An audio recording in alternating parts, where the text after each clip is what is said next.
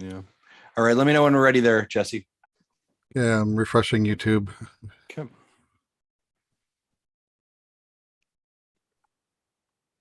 I'm seeing us in YouTube. I'm seeing us in Twitch. We should be good. Okay. In 3, 2, 1. Ladies and gentlemen, welcome to Nintendo Dads, episode 350, 7 years.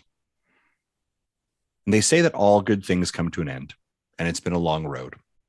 So, ladies and gentlemen, I'm here to tell you that after 350 episodes and 7 years, this will be our final Nintendo Dads podcast.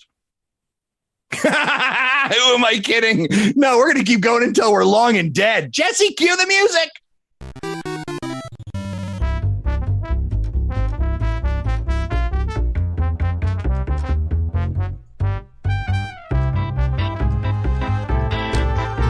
Oh my gosh, Justin, you almost have it. Like I've got a little tear right here in my eye. You can't see it because you're listening to us in audio, but this is 350 episodes of the Nintendo Dads. Holy shnikes.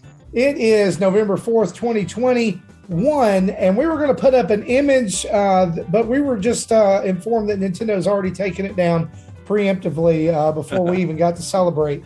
On tonight's episode, we're going to talk about Nintendo's latest hardware numbers, upcoming game releases, our plans for Extra Life, and a ton more because you guys are such an awesome community. You load us up with questions every week. And joining me on tonight's episode, 3 of the finest gentlemen that I have the pleasure to have never met in my life, but have spent the last 4 years with.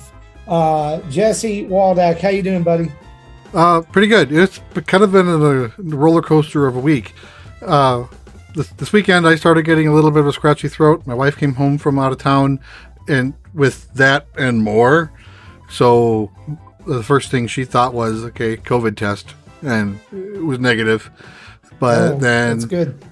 And then yesterday we took half a day off each and tried to find a clinic, and apparently it's flu season starting early in Kansas City because all the clinics were either we're done for the day. You know, if you don't have a reservation, you're not in, or it'll be a 2-hour wait. We're like, oh, wow. No, I think we're good. So we set up a doctor's appointment for today, and because the symptoms were COVID-ish, you know, we did the COVID protocols, so we had to wait in the car. When it was our turn, they brought us in through the back door, and the VIP treatment. Yeah, so they retested us again. We're both negative, and we just got antibiotics, and hopefully that fixes it. Man, I hope so.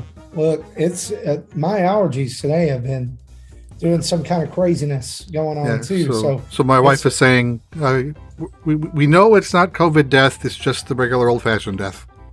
Yeah, that's right. Flu and strep is just really rampant right here in our area right now. Speaking of running rampant, Tim Off. How you doing, buddy? I'm doing well. I'm feeling much better, I guess, more so than Jesse, because I've been away for 2 weeks from you guys and I missed you guys, so I'm glad to be back to talk some Nintendo stuff with you. We were wondering if you were going to come back. Yeah, I had to for the last episode, of Nintendo Dad. So that's right. Yeah, come back for the finale. We're just going to have everybody who's ever been on Nintendo Dads back. Yes. Nintendo Eric. Dads, this is your life. Yep. Yeah, Eric's even going to show up and hang out with us. That's right. Everybody loves Eric. Speaking of somebody everybody loves, Justin Masson. How you doing, buddy? Doing all right. What's going on? I'm excited to be here. It's we're knocking on the door of Extra Life. Right. It's just a great time. Less than 24 hours. Less than 24 hours. We're getting some momentum there. So many positive things happening in the community. Man, I'm just excited to be here, and some fantastic Nintendo news. I don't even have like a smart, witty comment other than, obviously, folks, we're not canceling the show, just in case you're like, what is going on? I was just messing with you. I can't believe it's been 350 episodes, and we are going to answer a couple tweets about that later on in the show. We asked people to say, hey, 7 years, 350 episodes. Ask us questions. And so we're going to answer those later in the show as well. But we're happy to be here, and we are going to dive into the I'm kind of afraid of some of those. Should I be? Should I be? You know what? I see they're continuing to roll in now too, actually. So we'll see what happens. Yeah, be sure you get all those. Justin, I think I felt this week a disturbance in the force. I felt saw something that I'm sure had you tingling, and that is business numbers. Oh yeah. And so we got to dive into this. So let's get straight. I got my into business news. glasses on. You like these? I love it. Business glasses. Let's hit the news. Do it. Let's get into the business. All Show right. them the so business. Our news is brought to us each and every week by you guys over at patreon.com/Nintendo Dads, where for as little as $1 a month, you can jump into one of the greatest communities, if not the greatest community on the internet, and be part of this. Somebody told me I shouldn't call it a dumpster fire, so I'm not going to, because they were like, that's derogatory. And you guys are way better than that. And so I'm going to take their advice. You can become, I'm going to try to find a new word. So I figured it out. You can, for $1 a month, you can be part of this conglomeration that we have. Because I was looking forward to calling our Patreons dumpster divers, Well, I think that actually is the end. 350 episodes when we call our listeners dumpster divers. I think that may have just actually ended the run of our show. That's a good way to call them. God, Tim, get out of here. Dumpster fire. They're dumpster divers. Oh, Tim. Reminds me of that old 80s song from Dio, Holy Diver. It's a good song. It's a good song. If you haven't heard it in a while, you should go listen to it. It's bonkers. But anyway, you can join up over at patreon.com/Nintendo Dads. $1, $5, $10, or $30 access. And at $30, you get to be on the show. Like so many of our friends have backed at that level. And $10 gets you pre and post show audio. $5 just gets you access to the entire slate of Discord, and $1 gets you in the door. We would love to have you. There's also yearly options that you can back us at that saves you some coin as well. You can get 11 months or you get 12 months for the price of 11 over there. So yeah, go over to patreon.com/Nintendo Dads. Biggest news out this week is Nintendo's latest numbers, which is the financial data for Q2. And so let's break down some of these numbers. Let's hit some of the important ones first, the ones that everyone wants to know. The Switch sold 3.83 million units between July 1st through September 30th worldwide, which brings the total number of Nintendo Switches in the family. Now, remember, that's for the purposes of these numbers, that is Switch regular and Switch Lite, not OLED. Okay, OLED launched a week later. So here's what you're not going to hear in these numbers. You're not going to hear any OLED sales numbers. You're not going to hear any Metroid Dread sales numbers, so don't ask. All right.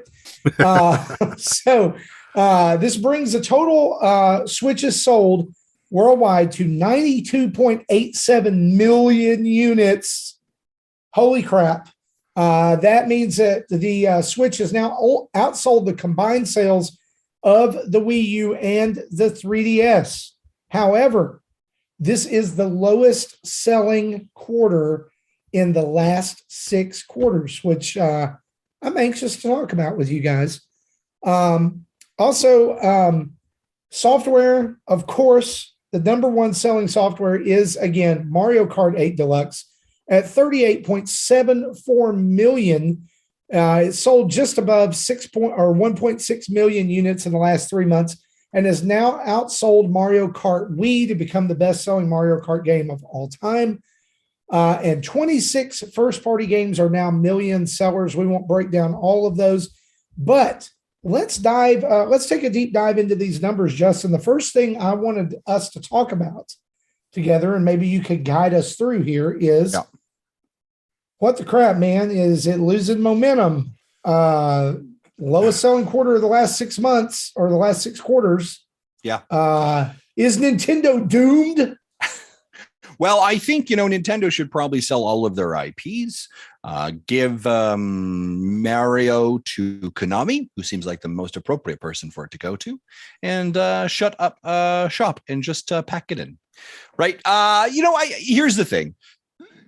even at this being the lowest of 6 months quarters, there had to have been another quarter that was just slightly above this one, essentially, right? This isn't too shocking. And again, we have to remember this quarter is July 1st through to the end of September, right? So once Nintendo, and here's the other part we do kind of have to recall. Nintendo came out in July, early July, and said, hey, we got this new console. It's called the OLED. And everyone's like, oh, really?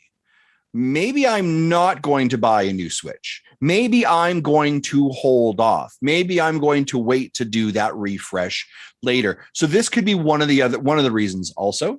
We also have to kind of traditionally remember that these quarters, the quarters from July to September, are typically a little bit lower of the slump, right? They really begin to build their momentum on the back half of the year, right, as we transition into that December through to the end of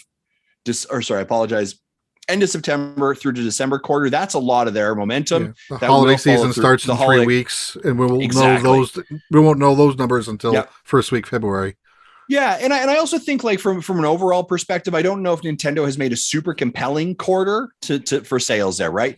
Their biggest game they were launching in that window really was Link's Awakening, right? Or sorry, I apologize, Skyward Sword, right? Which is a game from before and did okay and had good reviews on it, but not a super, super compelling reasoning. Also, if you look at kind of the world in general, the world is now kind of waking up from its slump of COVID. And so during our summer times, now we're like, now I want to go see friends. I want to go travel. Our borders are becoming a little bit more open. So our excess cash or resources that we're having may not be used on those ideas of gaming consoles or video games, and instead being used on camping trips and traveling and those type of things. So the resourcing kind of being moved a little bit there. And so that's, again, first time in 6 quarters, that ain't bad at all. Right. And again, we have to think those 6 quarters is really during a lot of COVID anyway. So I think there's some good numbers to resource around there as well. So I think this is fantastic. Really, they are very much on pace to reach that 100 million mark by the end of this fiscal year. And again, their fiscal year, as Nintendo reports, it will be the end of March 31st, 2022. So they are, what is that? 2.25 or sorry, 7.13. 7.13. Thank you very much. I was like, quickly math here. From reaching that mark, I think they could probably very easily meet that. Again, if you look at what they've got, we've got the OLED, we've got some game stacking, we've got Pokemon coming up, we've got a special edition Pokemon Switch Lite. I think they're very easily going to hit that 100 million mark. You're on mute, Marty. Sorry. I do think it's worth mentioning here that Nintendo today, and this article's been written about 19 hours ago from The Verge, that Nintendo did revise their forecast for this year from 25.5 million consoles sold to 24 million. Mm-hmm. So a drop of about 1.5 million. And you might look at that and you might say, well, that's small. But really, that's kind of big. That's a big deal. Yeah, we're looking at about a 5% difference, right, or adjustment. Not crazy, but I think what you're really contributing that to, and Nintendo has already come out a little bit and talked about. I've seen some articles this week already mentioned, is that chip shortage, right? Yeah, Nintendo has not. PlayStation and Microsoft were open about the chip shortage, right, and about those challenges. And so Nintendo's like, we already got things on the shelf. We're fine. But when they come to market with the OLED, right now they're demanding and they're requesting those chips. They now find themselves in that crunch. So I think it's a smart adjustment for the market. Again, we're only looking at a 5% adjustment, really. So that's not a massive change from Nintendo. So I think we're still absolutely fine. And I do like the way you phrase that. Is like Microsoft and Sony were up front, and Nintendo'd. Yeah, that's exactly it. Well, like Nintendo was like, oh, there's a chip shortage, we're okay. And then someone's like, that OLED thing? And someone's like, oh, right, that thing. Now the other, and actually just as we talk about that as well, one of the other components I'd probably say, talk about that lower sales number, that might also be a byproduct lower last quarter, is that some of the stock are now actually showing up on shelves for PlayStation devices and for Xbox as well. So we are seeing the market maybe begin to actually kind of re-level. Didn't PlayStation 5, if I'm not mistaken, PlayStation 5 just took the number one console selling spot from Nintendo for like the first time in however many months. 9 months or something like that. I'm not 100% sure. Maybe Jack can find that article. Run. Yeah. It was a ridiculous run, and one that I don't think people expected to have with Switch.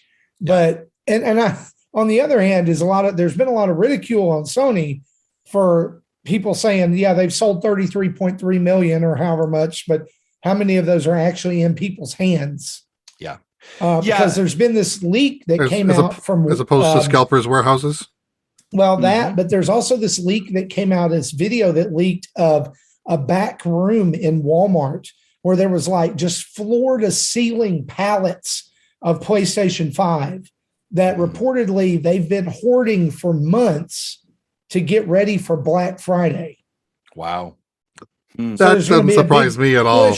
To sell PlayStation 5. I really honestly, guys, I think Nintendo, the OLED is great. And I love the momentum that they're going into the holiday with, but with Advance Wars slipping and some other things kind of slipping as well. Like I've seen some other third-party games getting delayed. I don't know that they're going to have the momentum to carry them through this holiday season like they've had in the past. Yeah, last year, 2020, they were still riding the Animal Crossing momentum. Mm-hmm. They still had games coming out. Probably, I would say Advance Wars is probably not a system seller, any shape or form. But I was excited about that game. I'm getting Pokemon, but I'm not as excited about it. I'm mainly getting it to play it with my son. I don't have that big holiday game. Now would be the time that if they've got something. And I'm not talking to do it like Mario Tennis Aces or Ultra Smash or whatever, where they just dropped it and it was unfinished on the Wii U because of Star Fox got delayed. But this would be a great time for them to be like, hey, we just didn't tell you about this. Boom, here's Mario Odyssey 2, or here's I've DLC that's really awesome, or something Metroid like that. Trilogy. Yeah, I've kind of said that a little bit before, Marty, is I feel like Nintendo doesn't have a holiday game this year that they can really plant their flag in. And you can argue with me, but Pokemon is in that spot. Yes, Pokemon is in that spot. Guess what? If there's ever a Pokemon game released, now you're gonna well, actually, Justin, Arceus is coming out in January. But for the most part, it always lands in that November spot because it sells a bucket load. And you put it with a Nintendo Switch Lite. But Nintendo will typically also have something in their own shop that they're like, and there's this. And they didn't have that. And Shin Megami Tensei 5 is not it. I'll tell you that right now. You need something with a broader appeal. It's very interesting that I think what Nintendo has done instead of kind of what I would call one major event to focalize your money and your spending on has actually really tried to engage our kind of the Nintendo nostalgia group to try and microtransaction that. And so you're like, what are you talking about?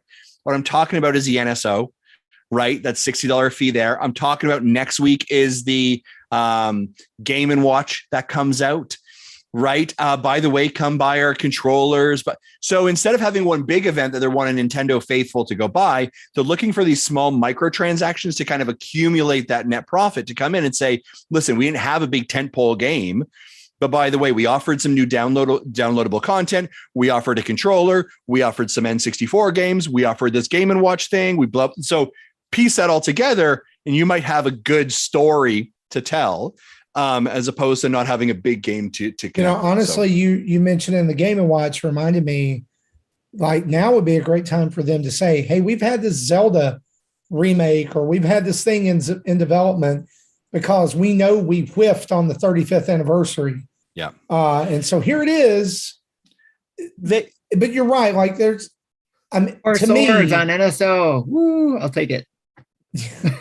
To me, I'm like you. I don't feel like there's that big holiday game to really drive people to, because as you could say it's Pokemon, but I've not seen as much positivity from the Pokemon community toward Diamond and Pearl remakes as we've seen in the past of different stuff. Yeah. And it's kind of been, I wouldn't say it's sour, but it's kind of been, it feels like a little bit of I'm going to say like a C+ year for Nintendo in regards to software. And I think they've had some slips. I probably suspect that Breath of the Wild was targeted for like next week, right? I suspect that was November of 2022. The Black Friday game. Yeah, they missed that mark. I think they were probably really, really dependent on that. Now, I think Metroid is great. I think that was really a fantastic addition. I think Skyward Sword was a good kind of complimentary. I think golf wasn't bad. So they've had some like okay, but nothing that really lit the year on fire. Now that being said, if you begin to look into 2023, ladies and gentlemen, or 2022, ladies and gentlemen, I suspect you should probably go see your banker because you might need a loan for all the games you're buying. Well, there's a lot of you remember February was looking pretty loaded, and there's a lot of games that are now moving out of that February time frame, which that we should have figured that was going to happen. Yeah. But I mean, if Arceus or however you say that is like, that's the big thing they're leading with in 2022. Like that's on my list of games I'll buy if I don't have anything else going on. Yeah. It looks good. So the object of the holiday sales this year is going to ask for eShop money. So you can build up your credit in the eShop and buy these games when they come in 2022. Yeah. Yeah. And if somehow you get more than $200, you can't redeem them all. There is a cap to the eShop. Oh, look at that! Balance. That's when you have to start pre-ordering. Oh, Nintendo.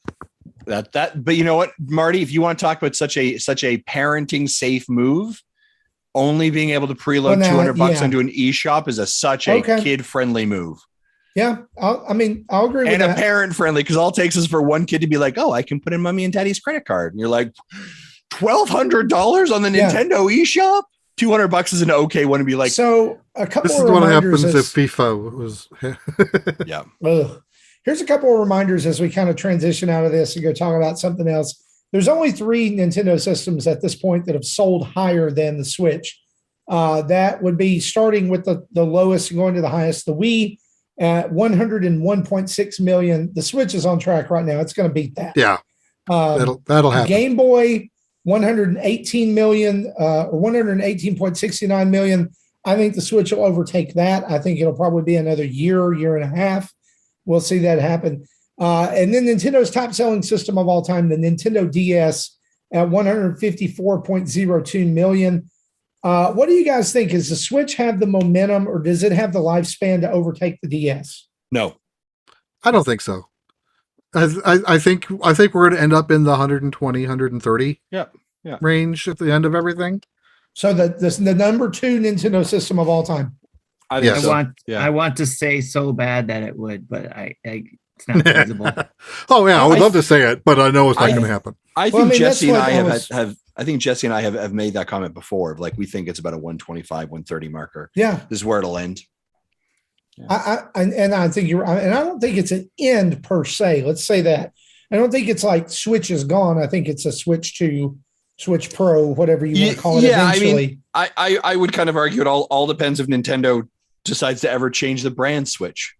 Right. I mean, sure. Is the Switch 2 just going to be Switch Pro and it's part of the Switch family? And if they end up doing that and you end up seeing a console with like a 10 or 12 year life cycle, then 100% you could be. But if we're thinking that Nintendo's like, if Nintendo does what Nintendo does best sometimes, which is step on the rake in their yard, it's going to be called the Switch U, and then it's going to sell about 5 million, and that's it.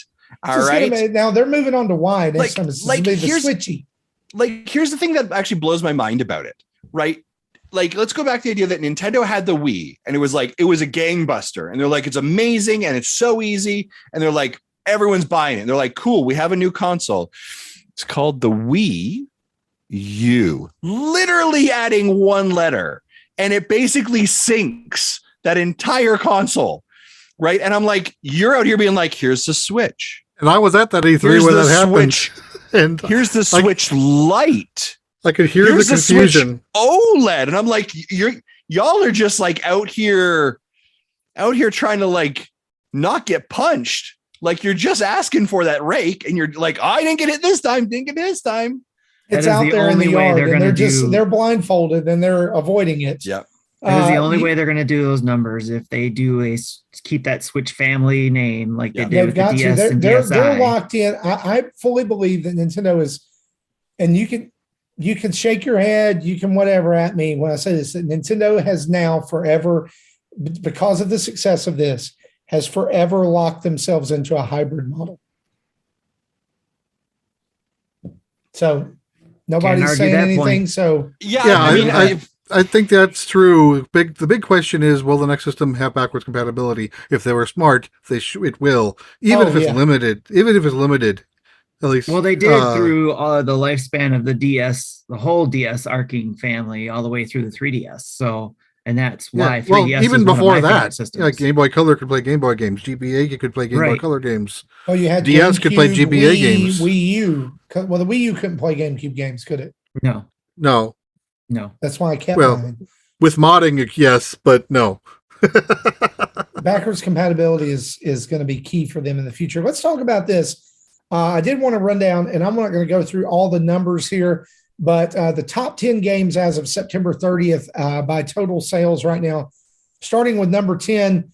I think this is still the dark horse of this, like the one nobody expected. Ring Fit Adventure at 12.2 million. Splatoon 2 at 12.6 million. I want to back up a minute. Ring Fit Adventure is, even though it's sitting at number 10 total, was the third best-selling game of the quarter. So really, 950,000 units. So I put comments. If this trend continues, I think it'll pass Splatoon by Q3 and maybe get probably the Let's Go Eevee Pikachu games by the end of the fiscal year. I'm telling you, if there's ever another Smash game, the Ring Fit trainer and ring character they're a shoe-in for a character because of the popularity of this.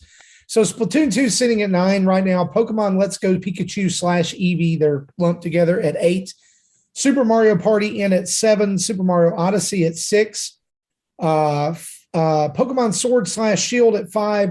Breath of the Wild now falls to 4, which means the top 3 are Super Smash Bros. Ultimate, Animal Crossing, and y'all, there is a clear, like between 2 and 3, there is almost 10 million difference in software sold between Smash and Animal Crossing. But then number 1, like we've already talked about, Mario Kart 8 Deluxe now in at 38.74 million units sold. It's never going to end. What I found interesting was that Animal Crossing was the number 1 selling game of the quarter. Again. Yes. So but it still can't catch up. It's slowly catching up, but no. At this point, Tim, I believe that my grandchildren will be playing Mario Kart 8 Deluxe on whatever it's just going to be Mario Kart 8 Deluxe. And then of course, this holiday season, Mario Kart 8 will get a bump because looks like they're going to recycle last year's holiday bundle. They are. This year. They are. Do you realize that it's the new Switch? They finally made the thing over to. They've switched it over to Switch Mark II. No, they did last year too. Did they really? Yeah. It was 2 years of Mark 1. Even though at that time Mark II was was for sale, but then last year they cut the bundle over to. It was a new bundle that included the Mark II, and I think it included a NSO membership as part of the package. Okay. Gotcha. Since you've included these, I'll just go ahead and throw them out here. Numbers 11 through 26. These are all million sellers now. We'll start at the bottom. 26 is Mario Kart Live Home Circuit. 25 is Miitopia. 24 Xenoblade Chronicles Definitive Edition. 23 Mario Golf Super Rush. 22 Pikmin 3 Deluxe. 21 new Pokemon Snap, which does not include Japan sales because they were published by a third party. 20 is Age of Calamity. 19 is Clubhouse Games 51 Worldwide Classics. 18 is Paper Mario The Origami King. 17 Skyward Sword HD. Yeah, so new to the list at 17. Wow. So this actually outsold the Wii version in the opening quarter. That's really cool. This is 16 is Legend of Zelda Link's Awakening. 15 Super Mario Maker 2. 14 Super Mario 3D World and Bowser's Fury, 13 Super Mario 3D All Stars, number 12 Luigi's Mansion 3, and number 11 New Super Mario Brothers U Deluxe. You know, that game that said they would never sell. But anyway, I just like to bring that up every time. Everybody was like, "Goes never going to sell." It's almost sold 12 million. It's almost in the top 10, which is it was in the top 10 until Ring Fit showed up. Yeah, it got dethroned. Interestingly enough, here, guys, I want to throw this out here. Like looking at this list and realizing that we're a good portion into the Switch life cycle at this point. Super Mario Maker 1 was just absolutely gangbusters for the Wii U back in the day. Super Mario Maker 2, can we at this point say that like what in the crap happened to that game? I don't, to be honest, Marty, I don't think that's a fair statement. So I'm going to challenge you on that. Okay, come on. So my challenge there is that when there is nothing to play on a console, anything will do. And I think Super Mario Maker, when it came out on the Wii U, there wasn't anything that lit the world on fire for the Wii U. So I think anyone would have been drawn to it. I also think at that point, it was also brand new. It was a very new concept. It was very interesting. So it had a really good high attachment rate. When you look at everything else that's come to the Nintendo Switch, there are so many other games that people are like, yeah, I'm okay to maybe miss that one. I also don't know if Nintendo did as great of a job telling a new player what the value of Super Mario 2 was, as opposed to when Super Mario, the original, launched, right? And I think that was also a byproduct of the console for the Wii U. It was literally a gamepad. You had a stylus. It made complete sense on how you create these levels, right? Where I think so it was kind of like the barrier to entry, I think, was lower. When you look at it on the Switch, although it's not very difficult, it's kind of one of those things of like, I guess I could figure it out. Right. And so I think that the dynamic was a little bit different. And so that's why I don't think that it's a failure. I just don't think it was, I'm not saying it's a failure. What I'm trying to say is this, is I think that they sent it out to die because it just did not feel like it was as supported as Super Mario Maker was. I would agree with that. They removed key features that people loved. And like Amiibo, like the Amiibo, like that was a home run, easy softball home run. And they're like, nah, we're just not going to do that anymore. We would prefer it if you quit. Like the thing that I loved about Mario Maker, the original, was people taking those Amiibo and making levels out of them that corresponded to other Nintendo IP or actually non-Nintendo IP. And that kept that community going a long time with regular levels and not just those stupid Kaizo levels. It's like, let's see how many times we can bounce on a shell for an entire level. Now that's all Super Mario Maker 2 is. Yeah. And some people really like that, but like, why? Like I go online and try to find a level to play and it's either crap with 400 Bowsers or, hey, bounce on the shell until you get it right. Tim, going to you. I think Mario Maker 2 falls in the same category as some of these other games that we all thought would get the DLC support that didn't. Like Mario Maker 2, and like we all thought when we saw that first one, that introduction of the game, that we saw those empty slots and like, oh yeah, we're going to get new add-on packs with the other Mario games into that, but we never saw that. And the same goes with the Super Mario Party. When we got that, we were like, oh yeah, we're going to get new game boards for that. Or even Mario Kart 8 Deluxe. We thought we were going to get DLC for that. We never saw that. So there's these games that came out for whatever reason. We were under the impression, there was a reason why we were under the impression that we're going to do it. I think the president said, hey, we need to do more DLC. We need to get these games last longer. And then when we're not getting them. And plus, I think it's disappointing to those people who lost those features you guys were talking about, who thought they were going to get them maybe in even a DLC and they didn't. Yeah, I think I agree with you there as well, Tim. I think Nintendo actually did a couple of things poorly. Is they did not foster and care and love Mario Maker 2 the same way they did Mario Maker 1, right? And they did not. again, the byproduct of that being is because of the Wii U, there was nothing else on the Wii U. So it was easy to put all the attention and resources there. Nintendo disaster of Mario Maker 2 was because of their own actual success, right? Where they were getting in their own way. They have so many things. I mean, this is a great example of why you put out ARMS in July or June, and then you literally put out Splatoon 2 6 weeks later, and you killed the momentum that you had around. You had a new IP, you killed it, right? So they were actually they've been so eager to put so many things out that they didn't, yes, just because you didn't think about whether you should. Yes, right. And so that's exactly really what Nintendo happened, right? It's yes, come on, right? And that's the issue. Is they got in their own way in a lot of these cases. I think Mario Maker 2 was an example of getting in their own way. Yeah, that's a great point. I mean, I just see it on the list here, and I'm like, man, what wasted potential? It sold. It did sell well. It sold almost twice as much as the original, but again, you look that had a $13 million unit base to work off of, as opposed to 93 million or whatever what we said it was earlier. I mean, I think that you look at a system of 93 million people, and it's number 15 out of that. That's a pretty good achievement. I would have liked to have seen them. I mean, I think with another thing about it is when they put out the Link DLC, and you're all of a sudden you're able to make Legend of Zelda levels and stuff. It's like, oh, are you going to do this for all a bunch of Nintendo IP? No, we're done.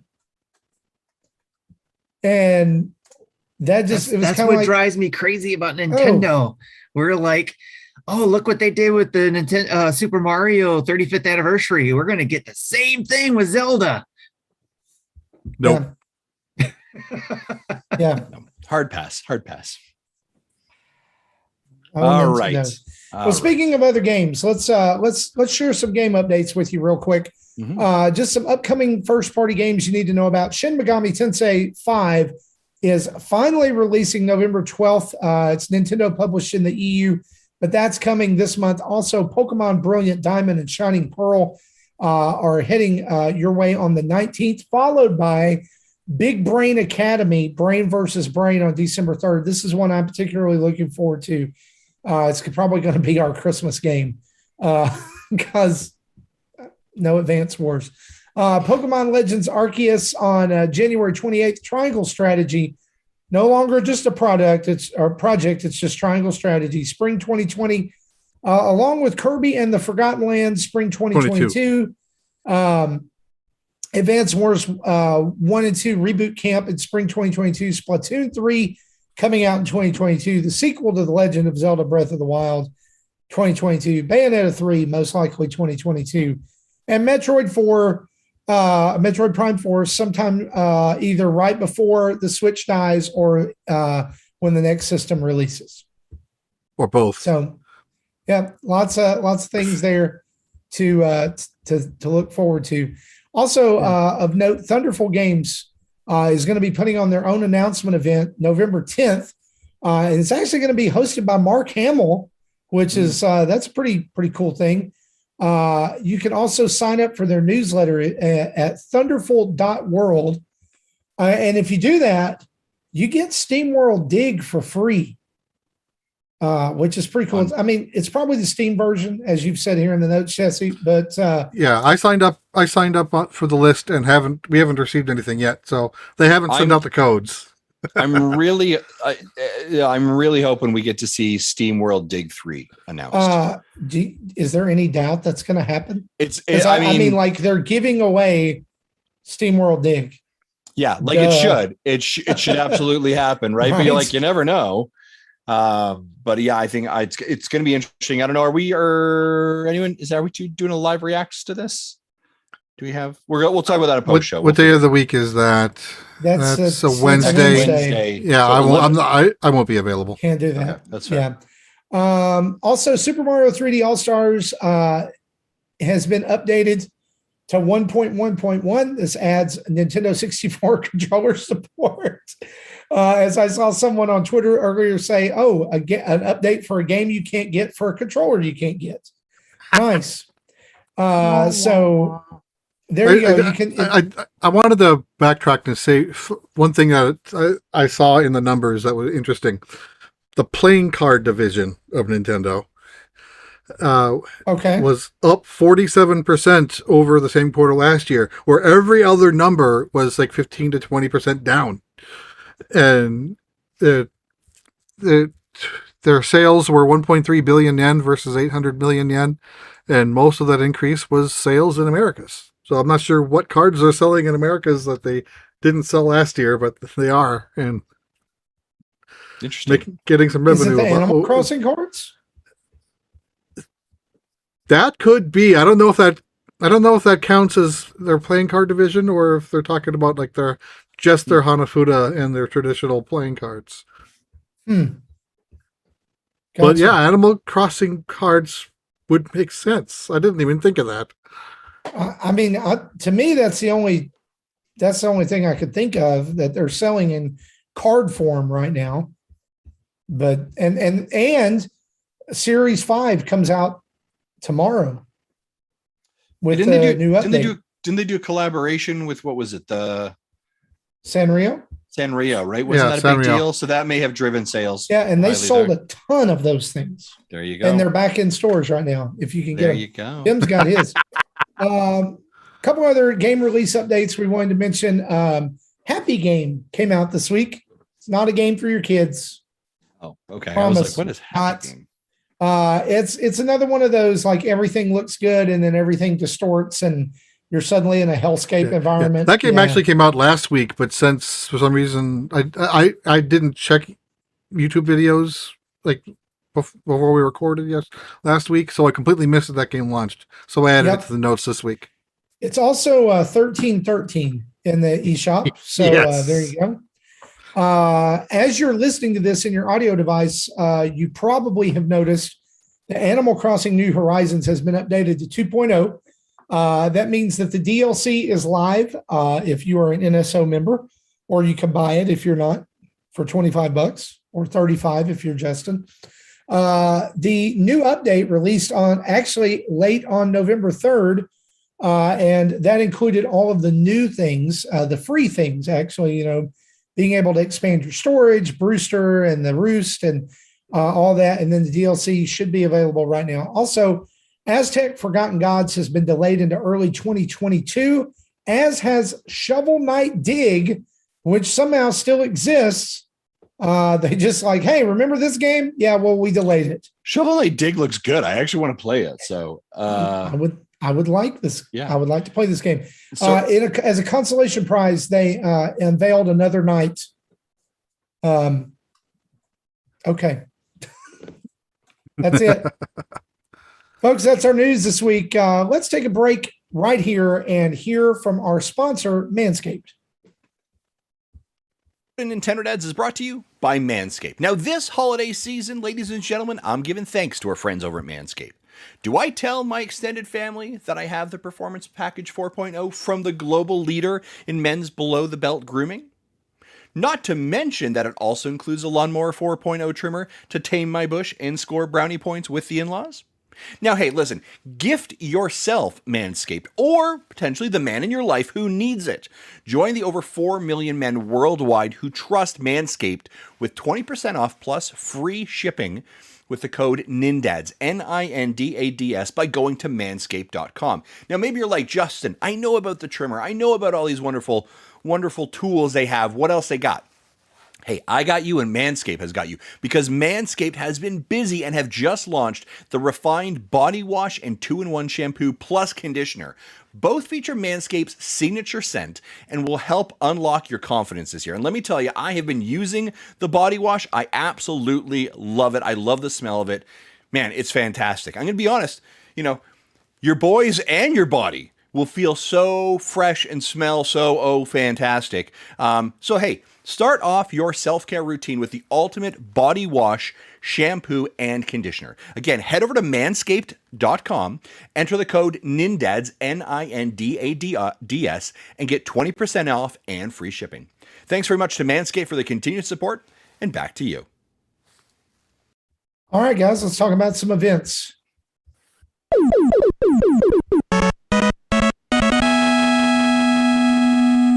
Hey, Yes, Marty. Mr. Timothy Alf.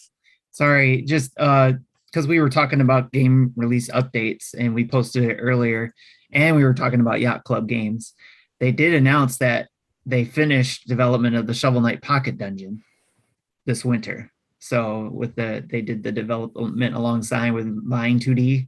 Mm-hmm. So they announced that earlier, about 2 hours ago. So we'll be seeing Shovel Knight one way or another in the Pocket Dungeon. And I believe that was announced for mobile, and then it was announced for Nintendo Switch as well. Yes.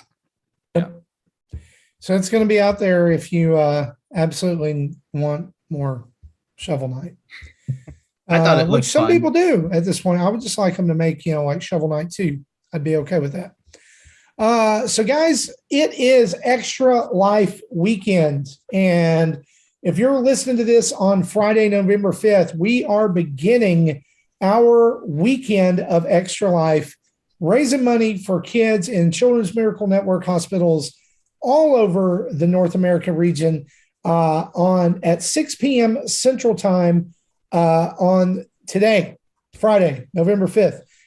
This is actually going to go on all weekend, all the way until Sunday evening when Tim closes us out. And what we wanted to do right here for just a minute is sit in this pocket and talk about what we're going to be doing for Extra Life this year. So Friday night, 6 p.m.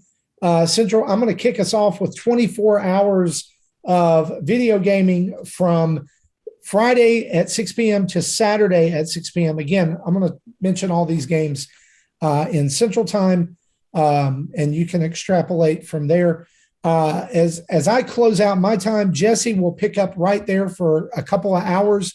He'll be in from 6 until 8.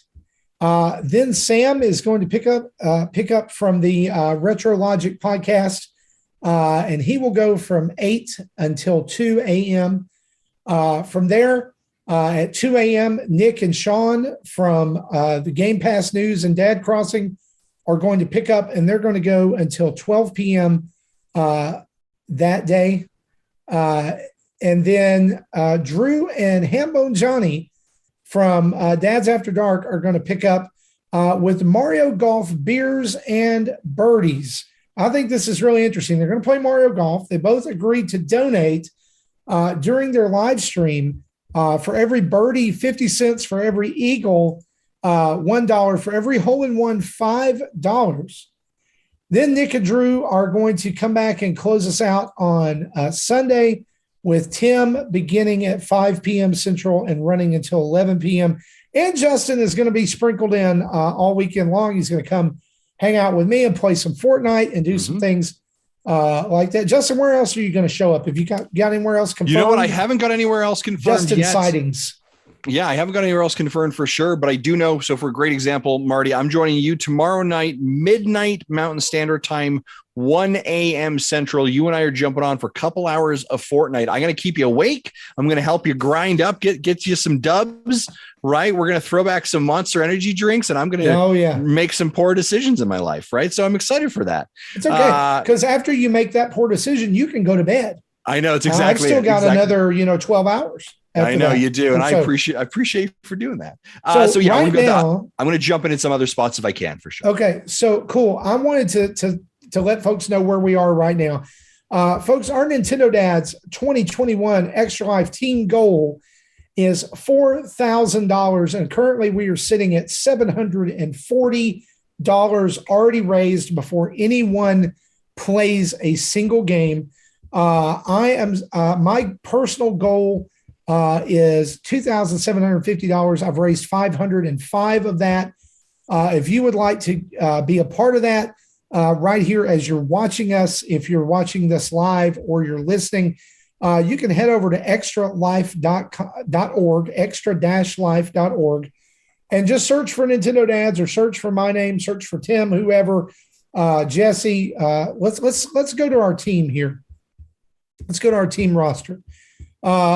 Myself, Tim, third strongest mole, that's Sam from Retro Logic, Nick Metzger from Game Pass News and Dad Crossing, and Elvis Sanchez, otherwise known as Mecha Dragon 101, coming in on the team as well. And you can join the team. We don't mind you joining the team if you'd like to stream this weekend or next weekend or whenever you can for Extra Life. Just be sure you use our team URL that you'll get from joining up over at extra-life.org. After you search Nintendo Dads, and your total will be added to our total, and everyone will be happy, especially the kids that are going to be taken care of because you help raise money or you donate. And there's so many in our community that have already donated. And even if you've already donated, whatever, I hope you'll tune in starting tomorrow, 5 p.m. Mountain Time, 7 p.m. Eastern. I will be kicking off with Mega Man 4. I always kick my stream off with a Mega Man game. And so I've done 2, I've done 3. It's time to do Mega Man 4. We're going to have a great time. There's so much, there's tons of stuff that's going to be going on during that time. We're going to play community games tomorrow night, a little bit later, so you can get the kids in bed. We're going to be playing some Mario Kart and Jackbox. We'll finish the stream off on Saturday afternoon in the afternoon with Among Us. And if you hop into Discord while you're playing, if you're one of our Patreon members, if you hop into Discord and hit up the Let's Play channel, your audio is going to be on the stream as well. So they'll be able to hear you. It's going to be a blast. Dan, Dan from Retrologic, I know you're out there.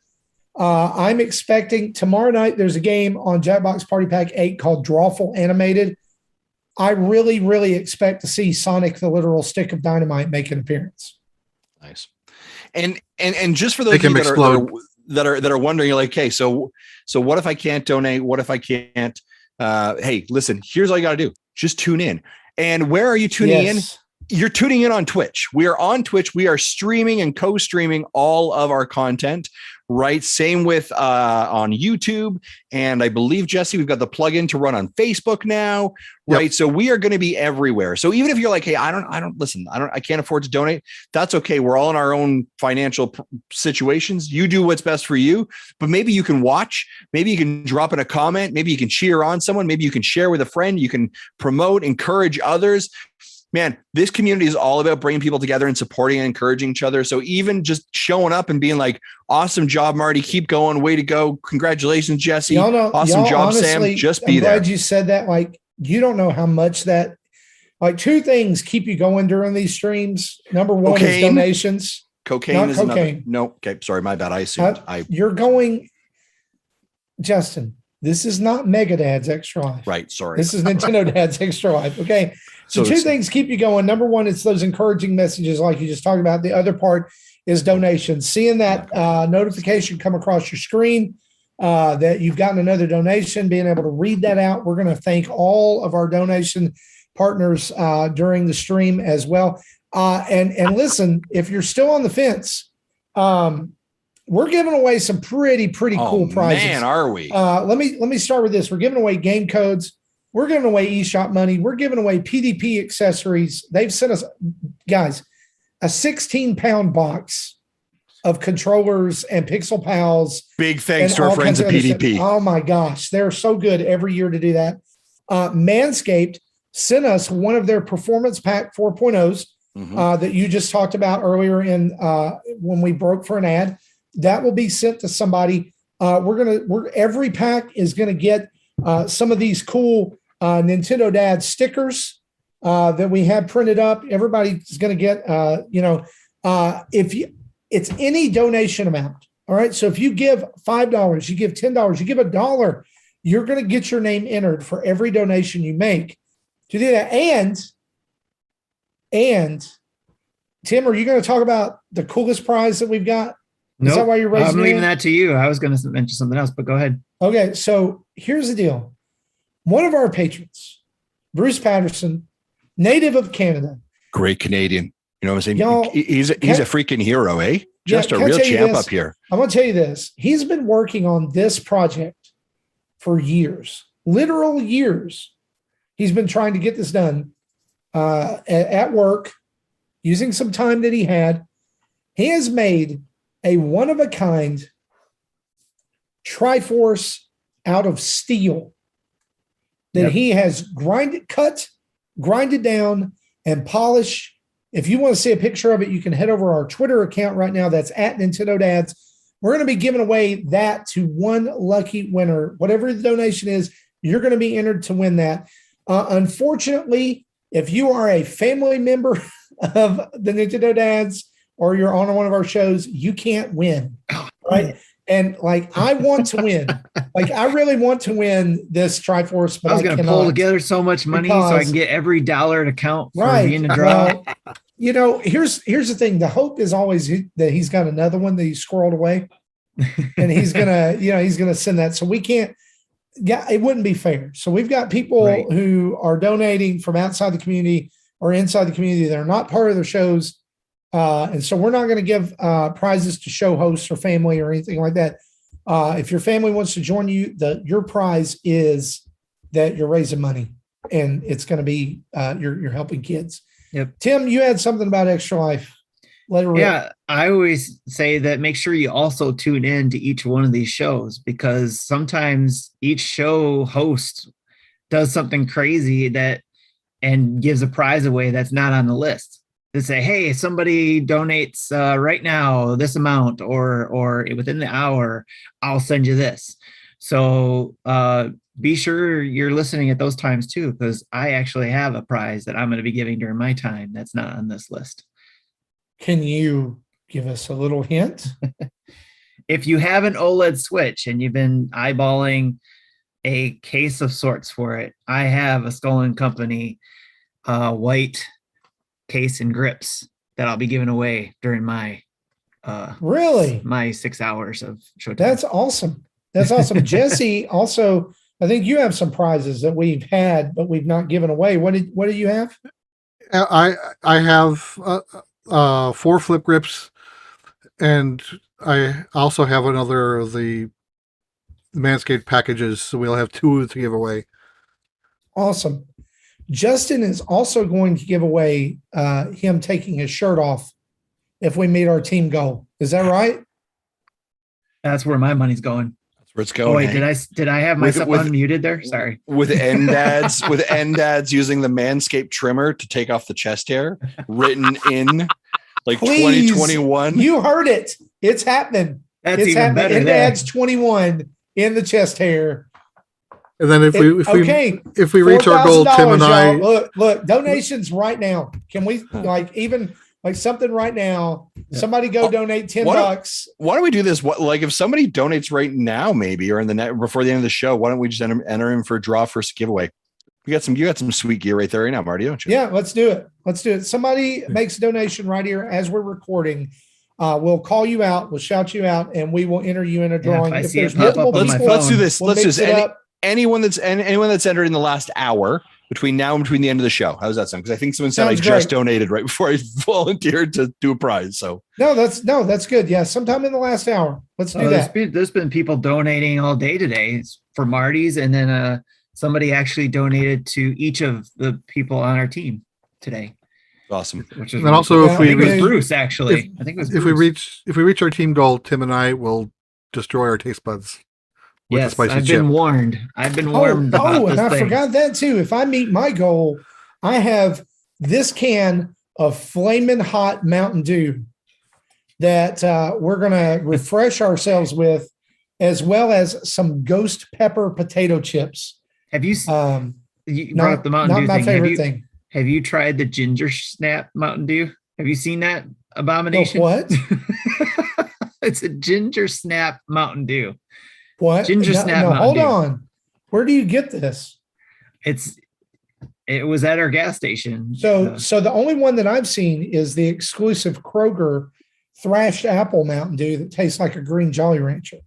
Oh wow, I have not seen that one. That one, Dave Moore, who's part of the Snack Network, he's done a tasting of it live, actually, of this gingerbread thing, and it looks horrible. Oh man, it's so good. It's so snap good. one, yeah, the Ginger Snap Come one. on, yeah. it's yeah. The Ginger Snap. No, the Ginger Snap. I was talking about the apple. You know what? I've got a case of it at home. I'll break them out, and that'll come to you, Justin. I'll send you. You gotta try to find the Ginger Snap one just to say you tasted it, and you can make. I tried those new Baja flavors this summer. Not good. See, I like Not the good. Baja flavors. I like Like those. I like the Baja Blast. It's good. It's my favorite Mountain Dew. But Yeah, that's the one. they had like the Baja Punch and the. Ew. We are the most off the rails that we have been for a while. No, we're not. This is so important. Right. Because Mountain listen, Dew is going to keep us alive this the weekend. more that we slide down the hill off the rails, it keeps us away from Jesse's PokéMinutes. I like it. I'm doing this for you. But It's anyway, a head over to Extra Life, extra-life.org. Make a donation before the end of the show. We'll enter you in to win a prize. It's going to be awesome. But until then, it is really Tim's raising his hand. Sorry, I just wanted to make sure it's nice and easy for everybody to get you. Remember, if you can't find us, just go to our website, nintendodads.org. And on the homepage in the upper left corner, there's a link to go right to our Extra Life page. Yeah, it says join our team here, but from that page, you can also donate from there as well. Yes. Hold up, guys. We did get one donation I'm seeing here. Now we're up to $750 raised. And I'm not able to see that donation for some reason. I just see that I can see it. Hold on, I'll look it up. Who is it? We're just going to shout them out right here on the show. Yep, I'm looking. It's going to be like find that out. Anonymous. It appears to be. Should I poke a minute while he's looking? Oh, he found it. It's Elvis. Who? Elvis. Oh, Mecha Dragon. Dude, thank you so much. Very much appreciated. You're in the drawing to win a prize pack. I'll say this too, guys. That $10 donation moved our team rank overall from like 930 to 915. Are we still beating the Mega Dads? No, not yet. No. Yeah, they had a big campaign where they beat themselves up with early donations. Yeah. So Mega Dads have raised $3,252 so far of their total, which is $3,500. But there's a lot of money to still come in. I mean, there's a lot of They still got this weekend themselves. Man, can I just say this? Like, we do this competition every year with Mega Dads where we kind of slander them and slam them. But man, they have put in the work this year. They put in the extra effort this year to make sure they could say they beat the Nintendo Dads. Listen, it's not over yet, but I'm saying they have done a fantastic job promoting it and raising money. Yes. If they win, I'm not even going to be mad. Yeah, their team, like every time they did raise $200, they were able to they issued a challenge to one of their team members. So like one of Adam's first challenges was go to a Target dressed as Spider-Man and sing the Spider-Man theme song.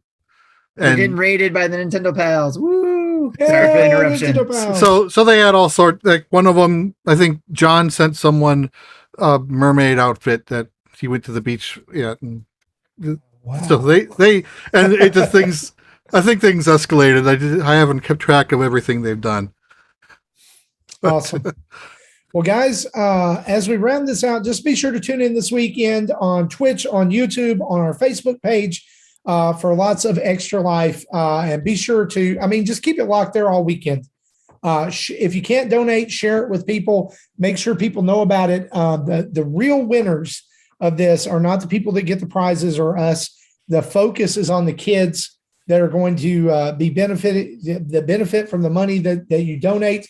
And y'all, I am a testimony of what goes on at these hospitals because one of my kids was in one. My daughter was in Le Bonheur Children's Hospital with when she was 2 months old with whooping cough, and she almost died. And they saved her life. I mean, they gave her the best. It was the best that we've ever been treated at a hospital. Yeah. And so that's why I do this. That's why I push us so hard to do this, is because, yes, my hospital benefits when you give, but all the hospitals we're playing for benefit. Yep. Each individual has their own hospital that they pick. Yeah. And we have our overall goal just to try to donate. Yep. Yeah. I found out right before I kind of started the big push for my fundraiser this year that I was $9 away from having raised $6,000 for Lebanon. I would love to be able to push that higher. And I mean, we've already crossed that goal, and we're marching towards 7,000. How incredible would it be to be like, yeah, we've been able to give $10,000 to this hospital, Right. as well as the others. I mean, I can't even imagine. It's going to be a fun weekend. That's our prize right there. We may not be able to get these other cool prizes. Our prize is to be able to say our prize is given to the kids, and that's what Extra Life is always all about. Yes. So tune in this weekend. Share it. We would love to have your support. You obviously can donate at extra-life.org and search Nintendo Dads, or like Tim said, just head over to nintendodads.org and click on the Extra Life banner, and it'll take you to our page. And you can donate to any one of our 5 players on our team. It helps us reach our goal. We'd love everybody that signed up. We would love to have them hit 100%. Yes. Before the end of the weekend. So if you see somebody that's already done that, route your donation to someone else and help them reach that goal. Makes them feel good. Jesse, it's now officially time for your PokéMinutes. Pika, pika, Pikachu. I hate you all. Yeah, this will be shorter compared to last week's. The next section of the special research story, Misunderstood Mischief, unlocks Friday morning at 10 a.m. local time. The final part will unlock during Thanksgiving weekend. Trainers that finish this story before the 29th, when the event ends, will gain access to another special event that will have something to do with Hoopa. Trainers that fail to complete the story event on time can still unlock that extra event, Hoopa event, by paying $5. Gotcha. And I think that's fair. You know, a lot of people are complaining that, this game keeps, taking money. I'm like, well, here you have a chance to not pay as long as you're keeping up with the story. And these story elements can only be done in an hour or less, as they unlock, if you've been keeping up. Though finding like ghost types and dark types are going to hard now that Halloween's over. But if you have been keeping up, then it should be pretty simple to do. Gotcha. That was about a minute or less. So let's move into what we've been playing.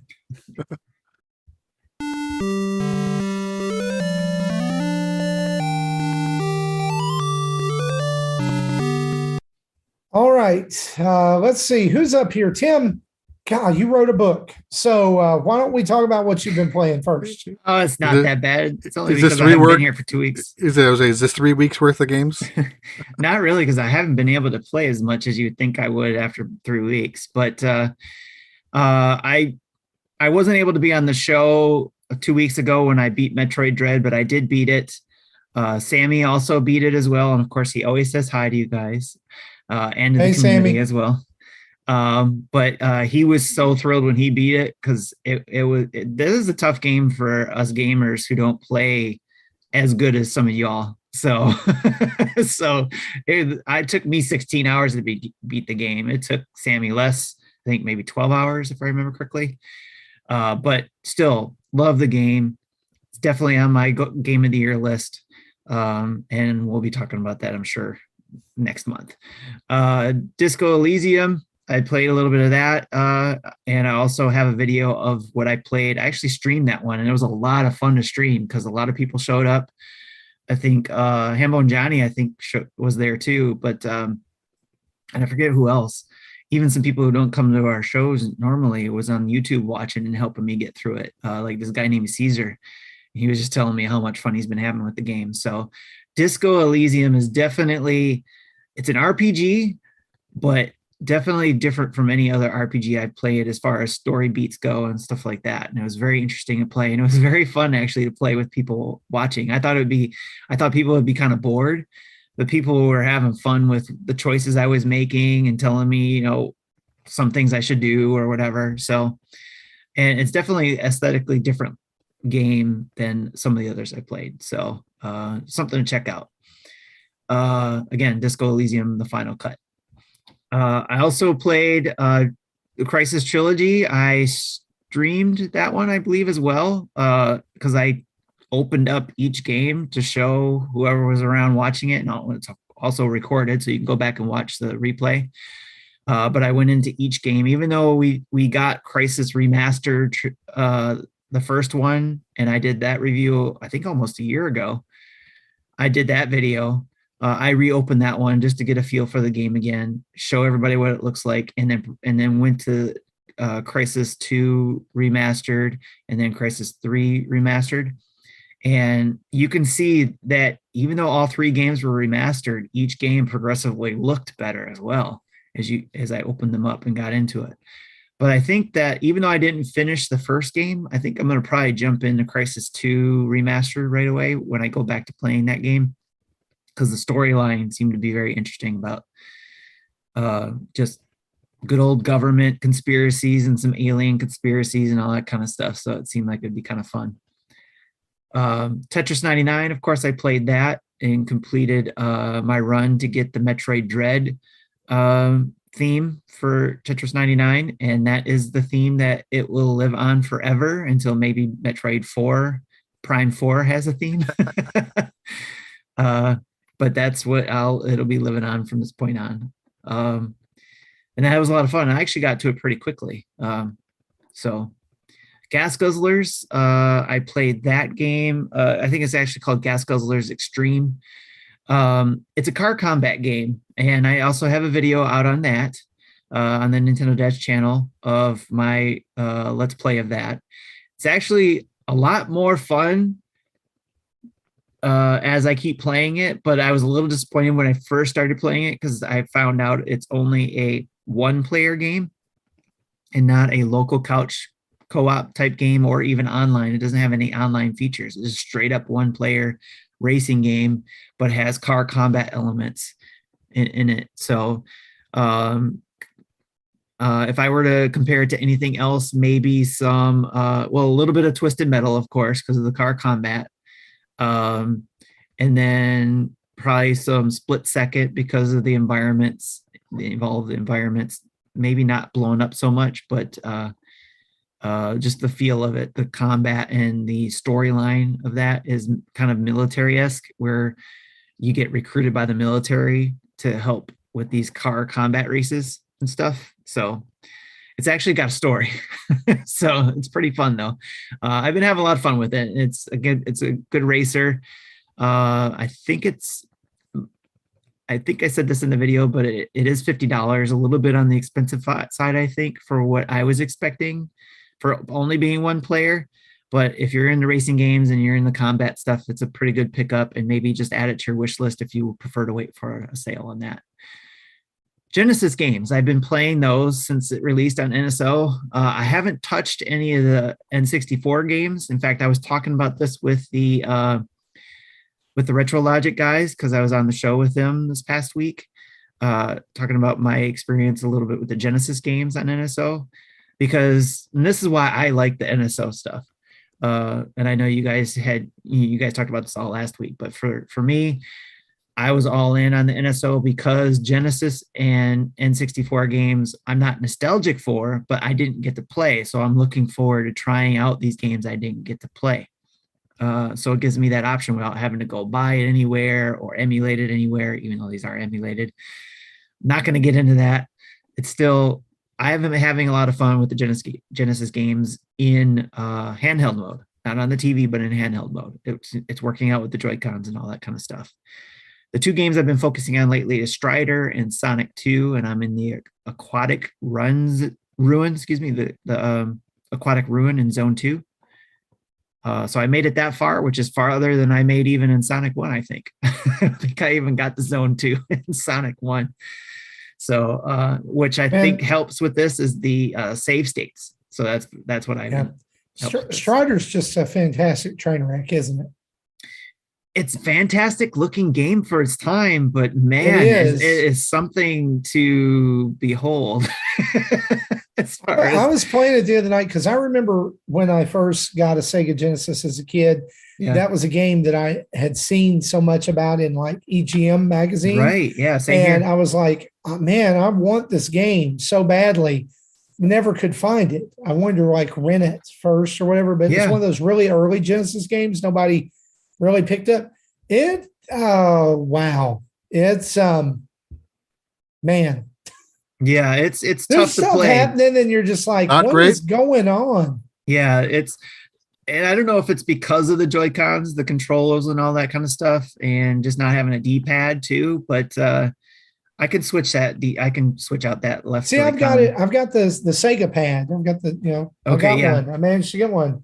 So I've been playing it with that. Right. And it still just doesn't like, it's well, I was also, we were talking again, like I said, on the Retrologic show, that I could use the Genesis mini USB plug not Joy-Con, the controller. I can just plug that in when I have it docked and try and use it that way. Yeah, that's true. So I might try that, but yeah, it is a little bit harder to control. So I've been playing more of the Sonic 2, just trying to get an understanding of why so many people love Sonic, because I don't want to knock it just and say I knock it because I didn't play it. I want to give it a chance. So the thing I find about Genesis games is that there's a good majority of those who, when you play them, like you're like, yeah, you guys cut some corners here. Right. Like, you know, I mean, I know there's a legion of people out there who love Sega Genesis games, and I'm not trying to knock that, because I have nostalgia for them too. Right. But there's a glaringly obvious issue with the sound chip. And I mean, there's just a lot, but Sonic 2 is good.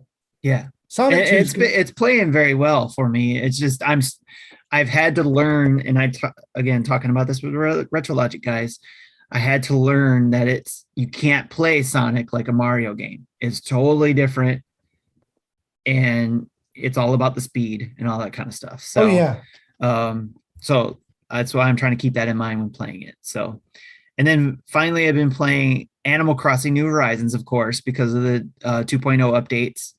And loving it. I've been digging it, and I'm already starting to make plans for some of the reworking I'm going to do on my island. I just updated my checklist so I can go in every day to check it, get the Harvey's Island updated. And Blurpy just asked me if I had enough Nook miles. Yes, I checked my Nook miles. I had plenty of Nook miles to be able to get all the things. I haven't been to Harv's yet. I completely forgot about that. Yeah, so Harv's was awesome to be able to. The first one, I think a lot of people were recommending the Dad Crossing guys were recommending start with Leaf, but I actually started with Red, or whatever he's going to be calling his trailer or his shop, because I need the artwork. I need to get that more artwork in my museum. So, and I got what's his name opening up his cafe tomorrow for me. So Brewster, thank you. Yeah, mine's going to be going. The museum's closed tomorrow, and it's the next day. Okay, sorry. Yeah, I was able to. How does Brewster show up? You have to go in and talk to the museum. Blathers. Thank you. I'm bad with names, you can tell. But yeah, I talk with Blathers, and then he's talks to you about going to find Brewster, because he was trying to find him. Nobody seems to find him since he closed his last cafe. Then he needs to be found because he's got an idea about opening a cafe at the museum. So you got to go talk to Blathers first before you go on Captain's boat ride. So, and that's something that I learned actually from the Dad Crossing guys too, as well. I think it was Nick who experienced that first and said, yeah, I should have talked to Blathers first. So go talk to Blathers first, then go on the boat ride. Then you'll find at the island you go on, you'll find Brewster there, and you'll talk to him about coming to the island, and then so on and so forth. He'll kind of like make you a promise, and you go back and talk to him and talk to Blathers, and they'll be like, oh, okay, so I'll shut the museum down tomorrow, and he can show up. Yes. So there's still, I'm actually glad, and I think Jesse, you alluded to talking about this more, but I'm actually glad they released 2.0 early. So it gives me time to get familiar with these new parts before I get the DLC. Yeah, that's what I saw someone on Twitter, I forget who, sorry, but meant say is they don't think Nintendo dropped it early. I think they planned on dropping it on the 3rd to give people time to get things geared up, so you can have Brewster's open on the 5th or the 6th. Yeah. Yeah, and that makes sense. So, because I feel pretty good at being able to check all this stuff out and do that kind of stuff. So, I also saw somebody say, like maybe you want to experience this a little slow this time because we burned through about 200 hours of content in about a month when it came out. And then they were like, oh, there's not enough. Well, this is it, folks. Yeah. This is it for Animal Crossing on the Switch, at least this version. Right. So have fun with it. If you need some time, like if you need some stuff. Well, I look at it this way too. If you got a community like ours, while you're trying to, to work together on it, then, you're going to be paced about the same. So that's good if you got a community of people you're working with and stuff like that. But don't try to keep up with the internet because you're not going to. Right. You're going to ruin it for yourself. Not going to happen. So that's all the games I've been playing. And on deck, I can't talk about it much, but I do have Star Wars Knights of the Old Republic, and we'll have a video releasing on 11/11 of that gameplay. So keep an eye out for that. Awesome. Jesse, what have you been playing? Right. So I picked up Voice of Cards, The Isle Dragon Roars last week when it launched. And I heard it was kind of on the short side, so I'm like, okay, that's fine. It was like $20 or $30, so I wasn't expecting large. So it like someone said they finished it in 8 hours. I'm like, okay, well, it took me longer than that. I think mine was closer to 15 the first time through. And I was enjoying it great up until like the last 2 hours. the last, say, 2 or 3 chapters, the pacing kind of slowed down a bit. When the dungeons were towers or where it was like multiple levels, so things really slowed down a bit when it got there. And then I started having some technical problems. So like really early on in the game, hard crashed once, and it never happened again. But during combat, the game soft locked on me 3 times, like in the middle of an animation. Or I can still hear music, I can still go into the menus, but I just couldn't do anything. So I had to force quit, relaunch, and in most cases I didn't lose much status. But one of the times was during the final boss, where I would have won in 2 rounds. And this is like the 3rd fight of a sequence of fights where you can't save in the middle. So I had to do that entire sequence over again. So at the time I said this was definitely going to be in my top 10. Probably won't be. After thinking about it, after stopping I finished playing it and thought about it, I think it'll be up there again, but it just won't be as high. Okay. Like it'll be near the bottom of my top 10. I was going to say, man, it tainted it that much. It dropped off, but okay. Yeah. So overall still. Yeah. Okay. I don't know how many people are playing it, if anyone else is playing it, so I won't spoil it, but there are multiple endings, and there is like a final best ending that you can get. And I did unlock it. And I won't explain how yet. If someone wants to know, DM me. I can explain what you need to do. But when you beat the game the first time, it does unlock a new game plus that you carry over all of your gear, all of your money, all of your items, all of your, the only thing you lose are basically the key items that you need to progress in the story anyway. And it gives you an item that stops random battles because you're already max XP at this point. You don't need random battles. The problem is, and when a random battle would start, when it would be triggered, it still stops you saying, a monster approached, but then ran away. I'm like, no, just don't stop me. If I want to go from point A to point B when I shouldn't have random battles, don't interrupt it. Just let me let me make the beeline to where I want to go. And so it was kind of disappointing for that. Yeah, true. It didn't give me a random battle, but it still stopped me in my tracks every time. But I still enjoyed it. I would recommend it for people who like RPGs. It does. As I think I talked about it when I talked about the demo. It doesn't use the cards at all in the battle system. It's just the visual aesthetic. It plays like your old school Final Fantasy or Dragon Quest game. Turn-based, random battles. I think that's what was the draw for a lot of people, was that classic RPG gameplay. Right, because when they first showed it off, it looked like it was going to be a card battler, and that put me off. But when Blanco said, no, doesn't use the cards in the battle, then that got me interested, and I played the demo and pre-ordered it right away when I was done with it. How's the music in it? It's pretty good. It does get a little repetitive. It's not a bit large variety of tracks, but I kind of also didn't expect it, being only a 12 to 15 hour game. Okay. Right. And most of near the end, I think I just lowered the background music anyway, because I was doing other things while I'm playing it. Okay. Again, I recommend it. Next game I was playing, it's Hexceed, Hexceed. It came out last week. It's free. It's kind of like Minesweeper on a hex grid. So instead of having 8 adjacent squares, it can have no more than 6. Excuse me. So it starts off basically pretty simple like that, but as you go forward, it adds a few wrinkles to it, like it'll throw walls up.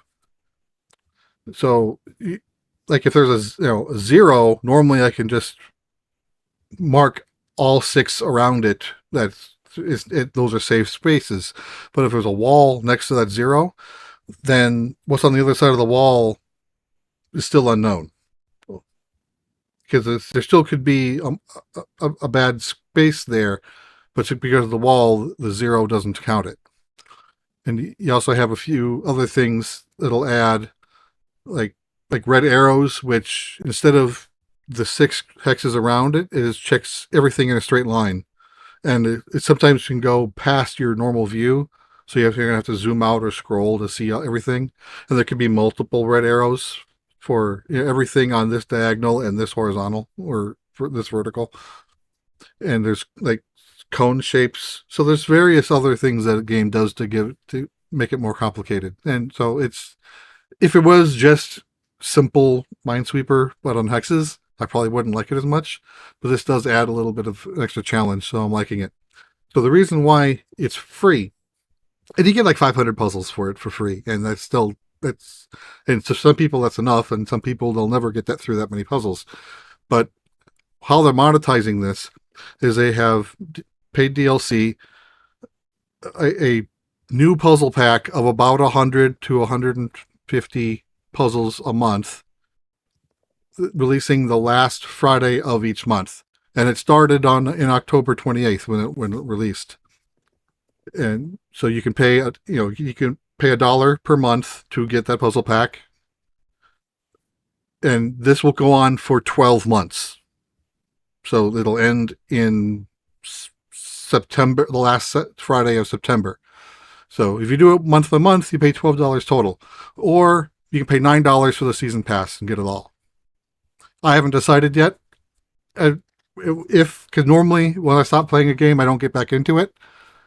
I don't know if, I think in time having an additional 12 or 1,300 puzzles probably would be appealing.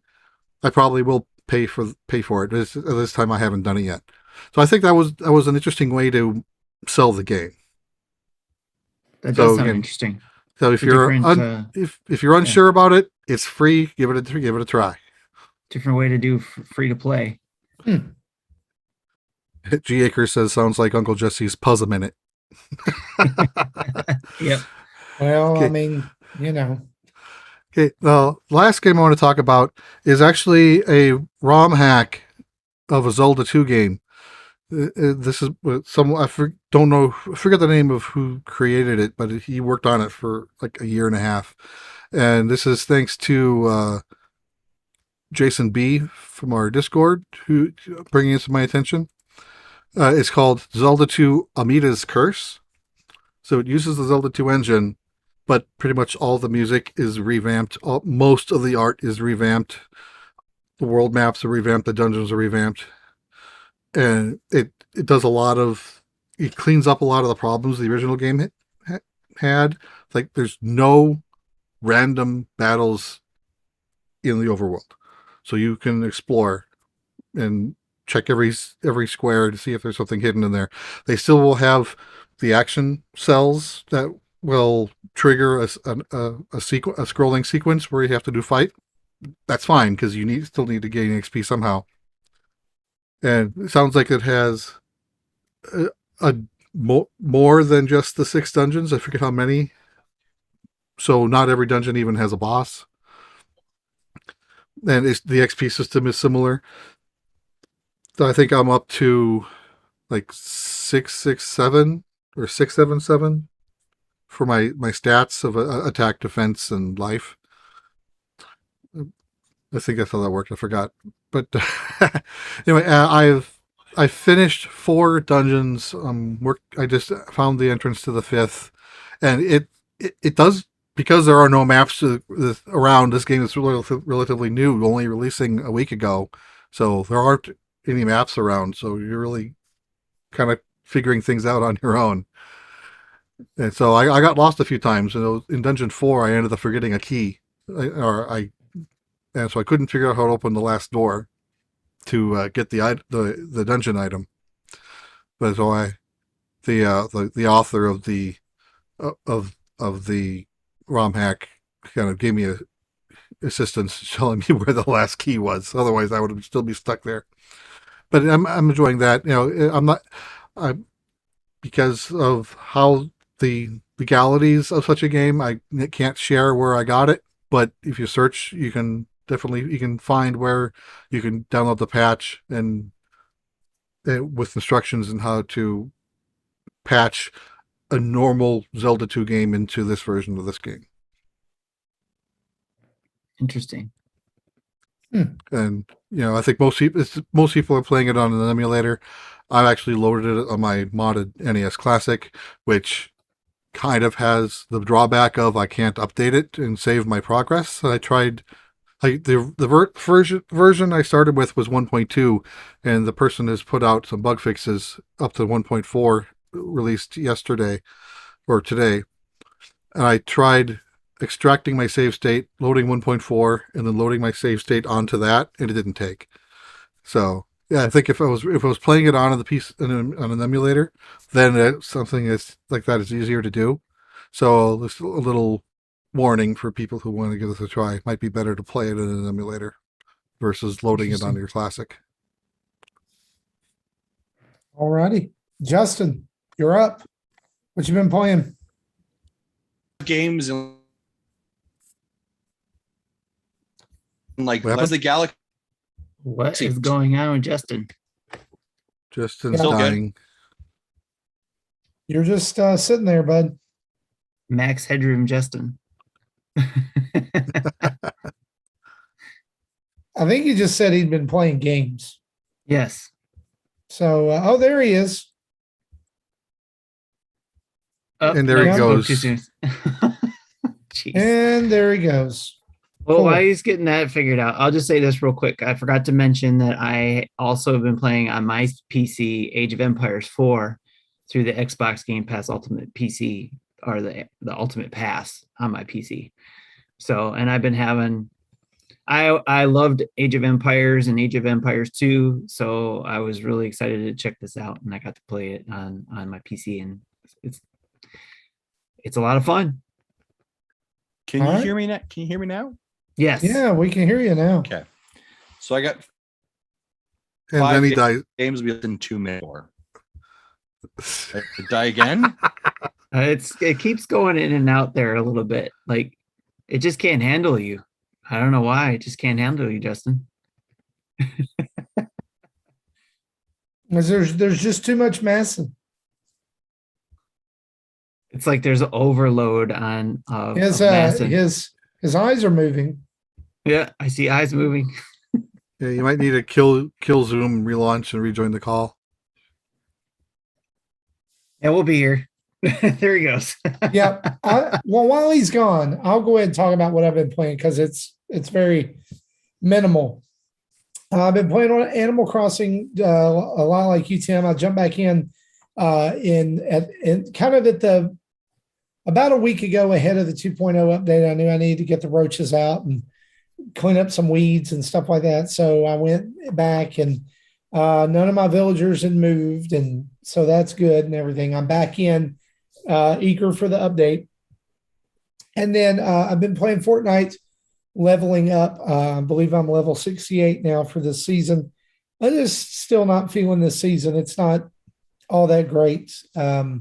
A lot of the tie-in skins have been kind of iffy, and like tonight they just released a new League of Legends skin. Yeah, who cares? I haven't re-downloaded Fortnite since I got my OLED. I have not. I'm still waiting for the Samus skin. Like it seems like such a shoe-in. If that comes, that'll probably get me back to download it for sure. I don't really understand why they've not really pursued that, but okay. We're okay. And I've been playing some N64 games and Genesis games. Been playing a lot of Sonic 2. So I'm a little bit further than you. I think I'm almost to the end of the game.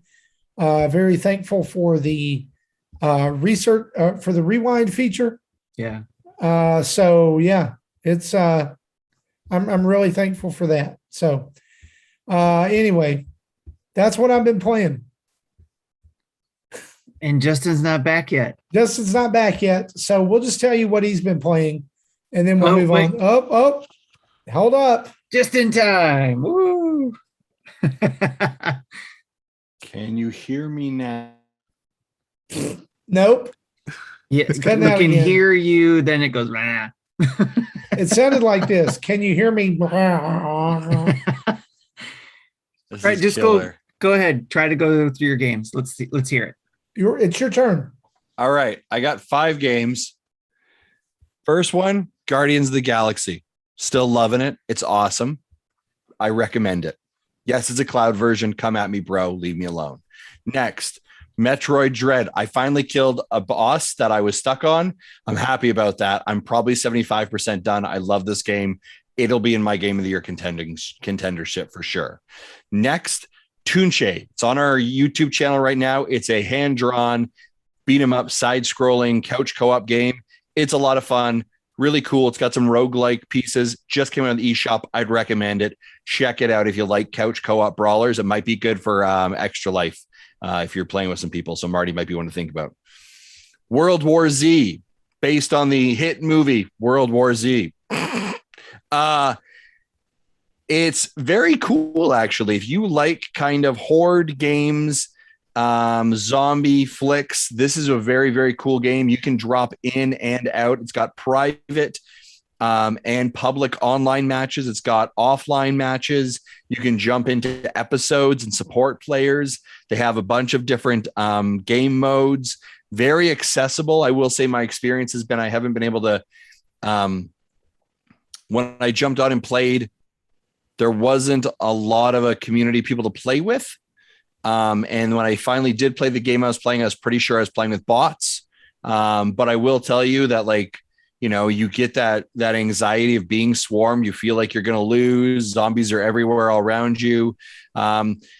This is a game that was ported to the Switch by Saber Interactive. I'm shocked it happened. Because I will say, when you put, like, they don't just talk about like 1 or 2 zombies, like it is a swarm of zombies. There is definitely some pixelation and some draw distance challenges as you get close to them that had to be kind of compromised. But overall, when you talk about gameplay and fun, which is really what matters, it's a lot of fun. It's a very cool experience. So I'd recommend that one as well. Did you play that docked or in handheld? That was all docked. Yeah, okay. Fully docked. Yeah. Right. And then the other one, I don't know if it was talked about here, but Mario Party Superstars. I was playing that all weekend with my family. And we had an absolute great time. I think that and I got a video on our YouTube channel about it as well. I think the problems that they've had with Mario Party in the past, they did a great job fixing some of those gaps and some challenges. I wish there was a couple more boards. Wish there was a couple of different characters. Wish you had some more mini games, but it's Mario Party. You know what it is, but it's a ton of fun. And they have made some really nice changes just to make that experience a little bit better, and find a bit more value out of it. So I'd highly recommend it. We played it all weekend. The kids absolutely love it. One of my favorite features is that you can literally, if it's a 20 turns in a match, you could stop at any time and shut down the game and leave. And then if you and I'm not just putting your Switch in sleep, leave, it saves where you were in those turns. And when you go back that board, it asks, do you want to continue where you were? And that is such a parent friendly move.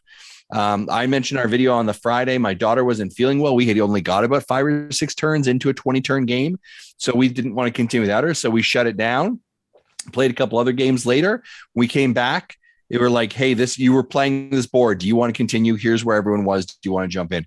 That is such a great, great feature. I really hope that Nintendo takes the time to actually add more boards. I think this, we've talked about what Mario Party could be for the Nintendo Switch, right? Like a game pass or season pass, if you would, free DLC, more boards, more mini games, more characters. I think that I really wish they would actually lean into that effectively here. So my hope is that happens. So I've been absolutely loving it. If you're looking for a good holiday game for your family this winter, then World War Z is it. That is the game I'd recommend for your family game with your kids. No, of course it'd be Mario Party. No doubt about that. I'm sure it's going to sell a ton at the holiday time as well. Highly, highly recommend it. We're loving it here. And big thanks to Nintendo for providing us a copy of that as well. Yeah, I've really enjoyed Mario Party too. I mean, besides the fact that my kids both went to war over Mario Party the first time we played it, which led to us now starting every game that we've played since then with, if we hear any negativity, you're turning off and going to bed. So yeah, fun times at Thestis house. Gotta lay down those ground rules there. I also played with them the other night, and everyone ended up with at least 4 stars on the Horrorland board. I finished the game with 8. It was an absolute thrashing.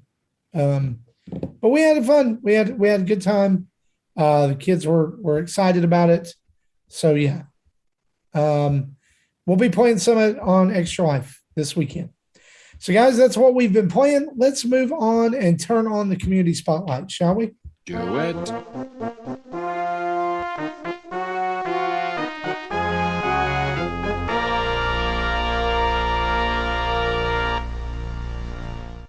All right. So a few questions and things to mention tonight. Tim, why don't you go ahead and run down what's going on the NINDADS family of podcasts? Sure. Give us a podcast update, and then we'll get to some questions. Sure thing. So through our podcast, our family of podcasts, we got first up Retro Logic. They have their weekly podcast, and episode 56 is out there right now. And this was the episode I was on with them this past week. I think I saw Sam mention in the chat that I missed podcasting so much I had to come join them.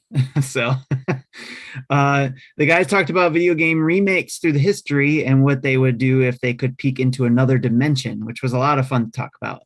So if you have any interest in that or want to join in that conversation, go listen to their podcast, go join their Discord, and check them out over there and have that conversation. Also, don't forget, you can also go to www.retrologic.games, and they have a blog there.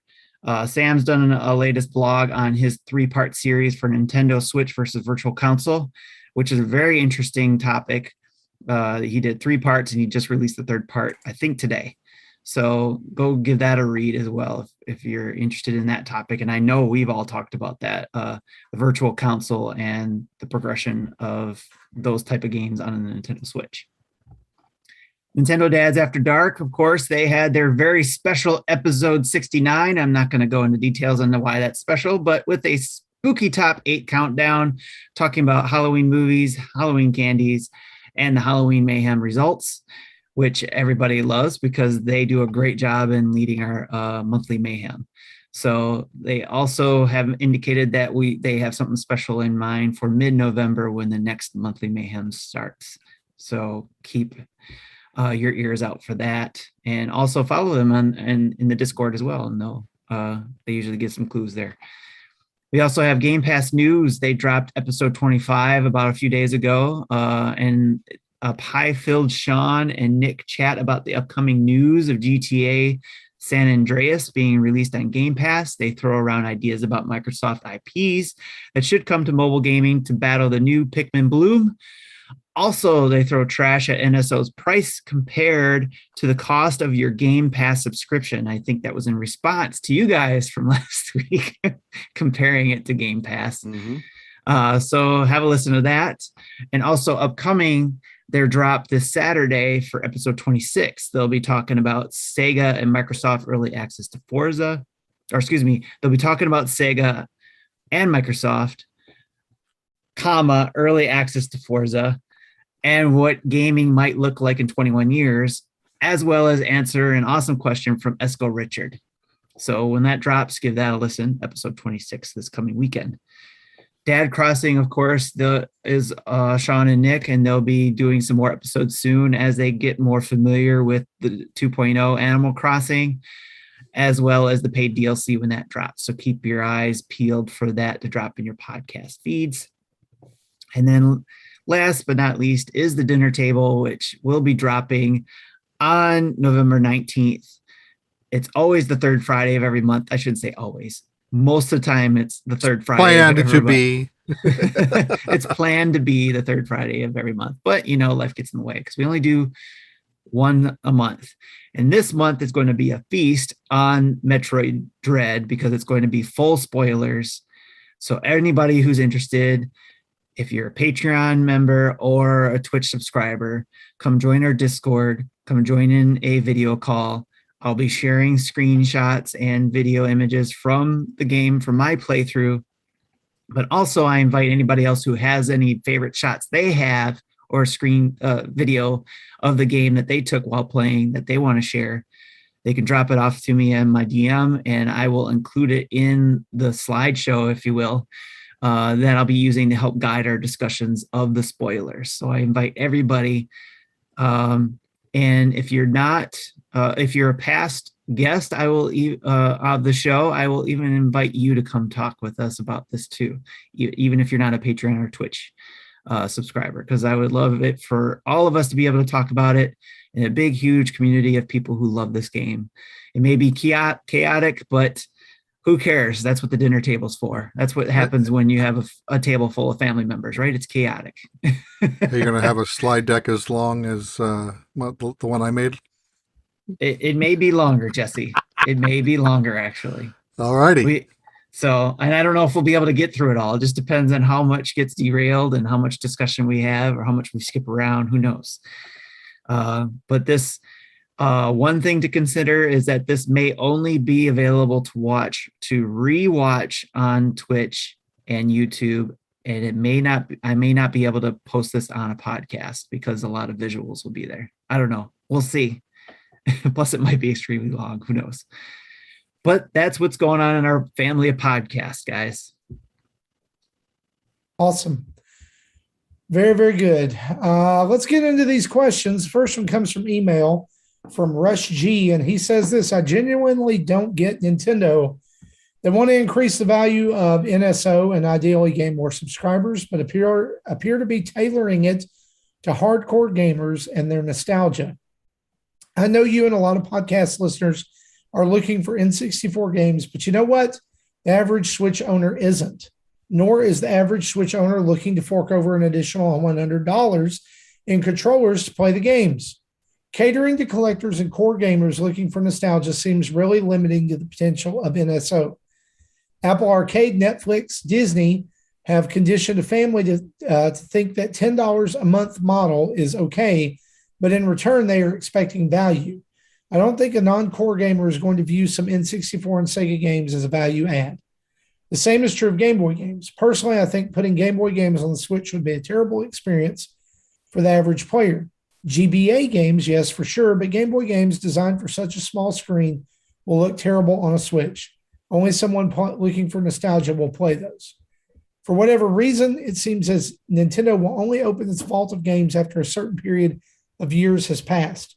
It's like they want to save their games for complete remaster, like they're doing with Advance Wars. They're sitting on games that people want to play on Switch that might never get a remaster. Also, why can Humble Bundle or Steam put together a game bundle or single game for pennies? One has to assume they are still making money. Why not Nintendo? So why not go back to some Wii U games that are easily accessible for general players and make them available in Nintendo Land, say, for instance. Go back to the games you are likely to never remaster and put them on there. Donkey Konga, F-Zero GX. Take it a step further. Work with indies like Image and Form. Release the SteamWorld games on NSO Online for 12 months prior to the date of Image and Form's next game.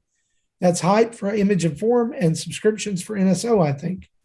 Sure, they got to pay them something, but I bet they can do it and make it more profitable than limiting yourself to your own catalog of games that you have to develop emulators for. So many opportunities to partner with indies and better compete with Steam, Apple Arcade, and yes, even the upcoming Amica, I think family-friendly cheap games is actually a good strategy, just not sure about having to buy a fresh console. Yeah. So I think he meant Amico. But he meant Amico, yeah. Yeah. So missed opportunity for NSO.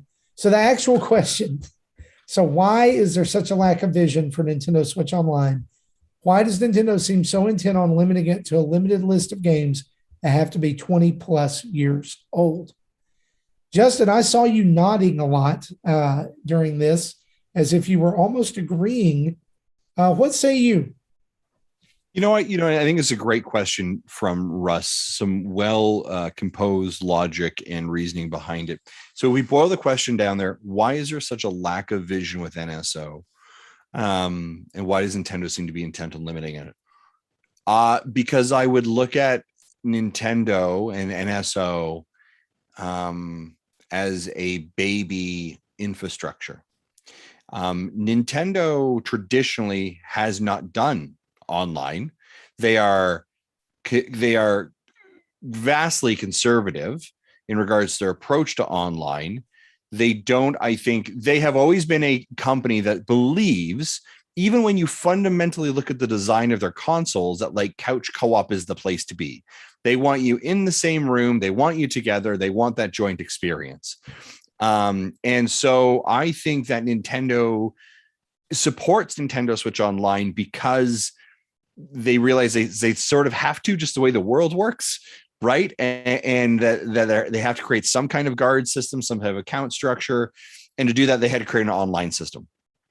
In doing so, they found themselves into a place I don't think they were willing to support or to be able to do or have the knowledge or learning around it, right? And I think that you see this evidently when you look at what Xbox offers, what PlayStation offers, what any like just fundamentally look at their idea of being online, right? It's peer-to-peer serving or peer-to-peer sharing. It's not server-to-server sharing, right? Like they don't seem to have invested the time and energy in it. So the reality is that I joked about it last week. It really is Nintendo walking through a yard and hopefully not standing on the rake and getting smacked in the face, right? Because I don't think they're in an infancy of understanding what does their identity mean to be on a Nintendo Switch Online. What do their clients or their consumers want effectively, and what the right price model is for that. And I think that's why you're seeing us kind of buck a lot at this, right? Like, no, that's too much. And they're like, okay, bring that down. Like, let's do something different, right? Because I don't think they really realized what they have and how to do it effectively. They really need to spend time to build a strategy. I don't think I understand Nintendo's online, and this is the question you're asking. I don't think anyone really understands what Nintendo Switch Online's business strategy is. I don't know if Nintendo understands what that business strategy is. I think they're doing it because they have to do it. And I think once they can identify it and define it and maybe, put some actual structure on it, they'd be more successful. But right now they're just like, but we also know that nostalgia sells. So let's just do that.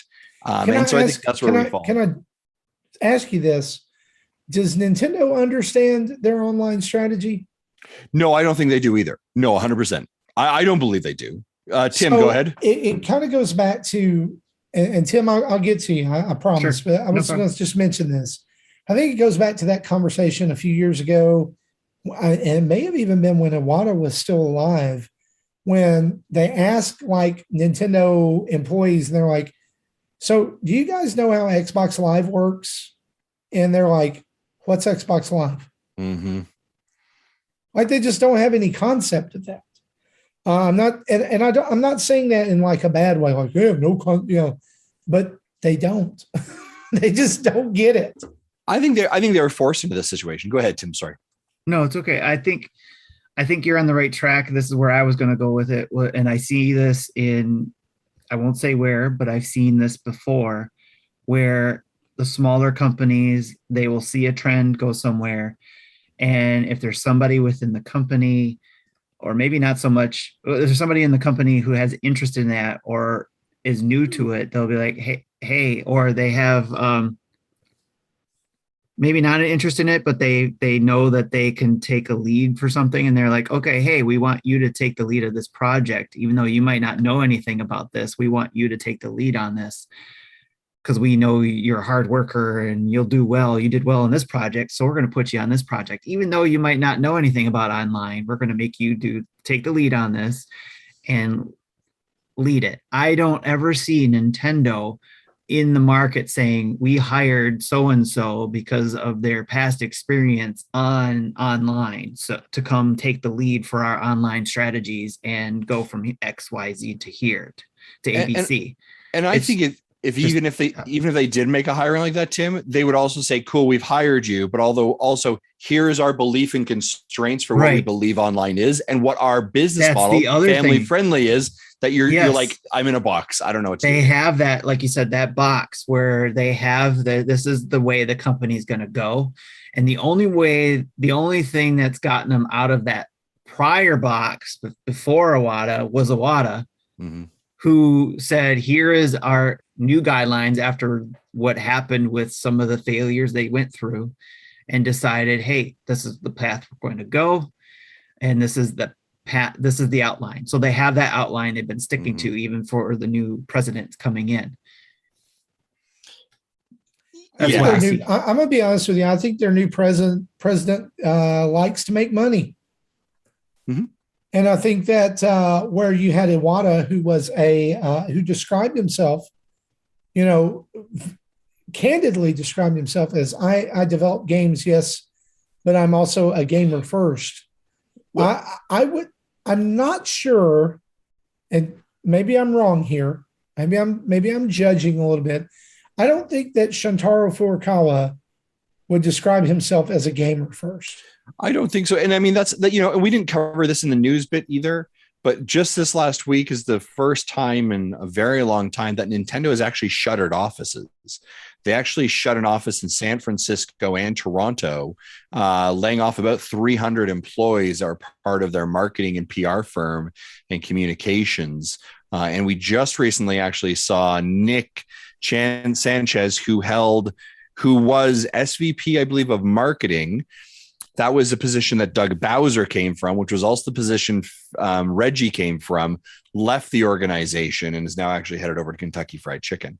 So I think there's some very interesting, there's some decisions and business decisions that are being made that are, I think, a little bit to your point here, Marty, and a little bit to your commentary too, Tim, very kind of different to what Iwata would have done. Right. And I mean, Iwata was famously saying, he's like, I will, I'll take a pay cut before we lose people.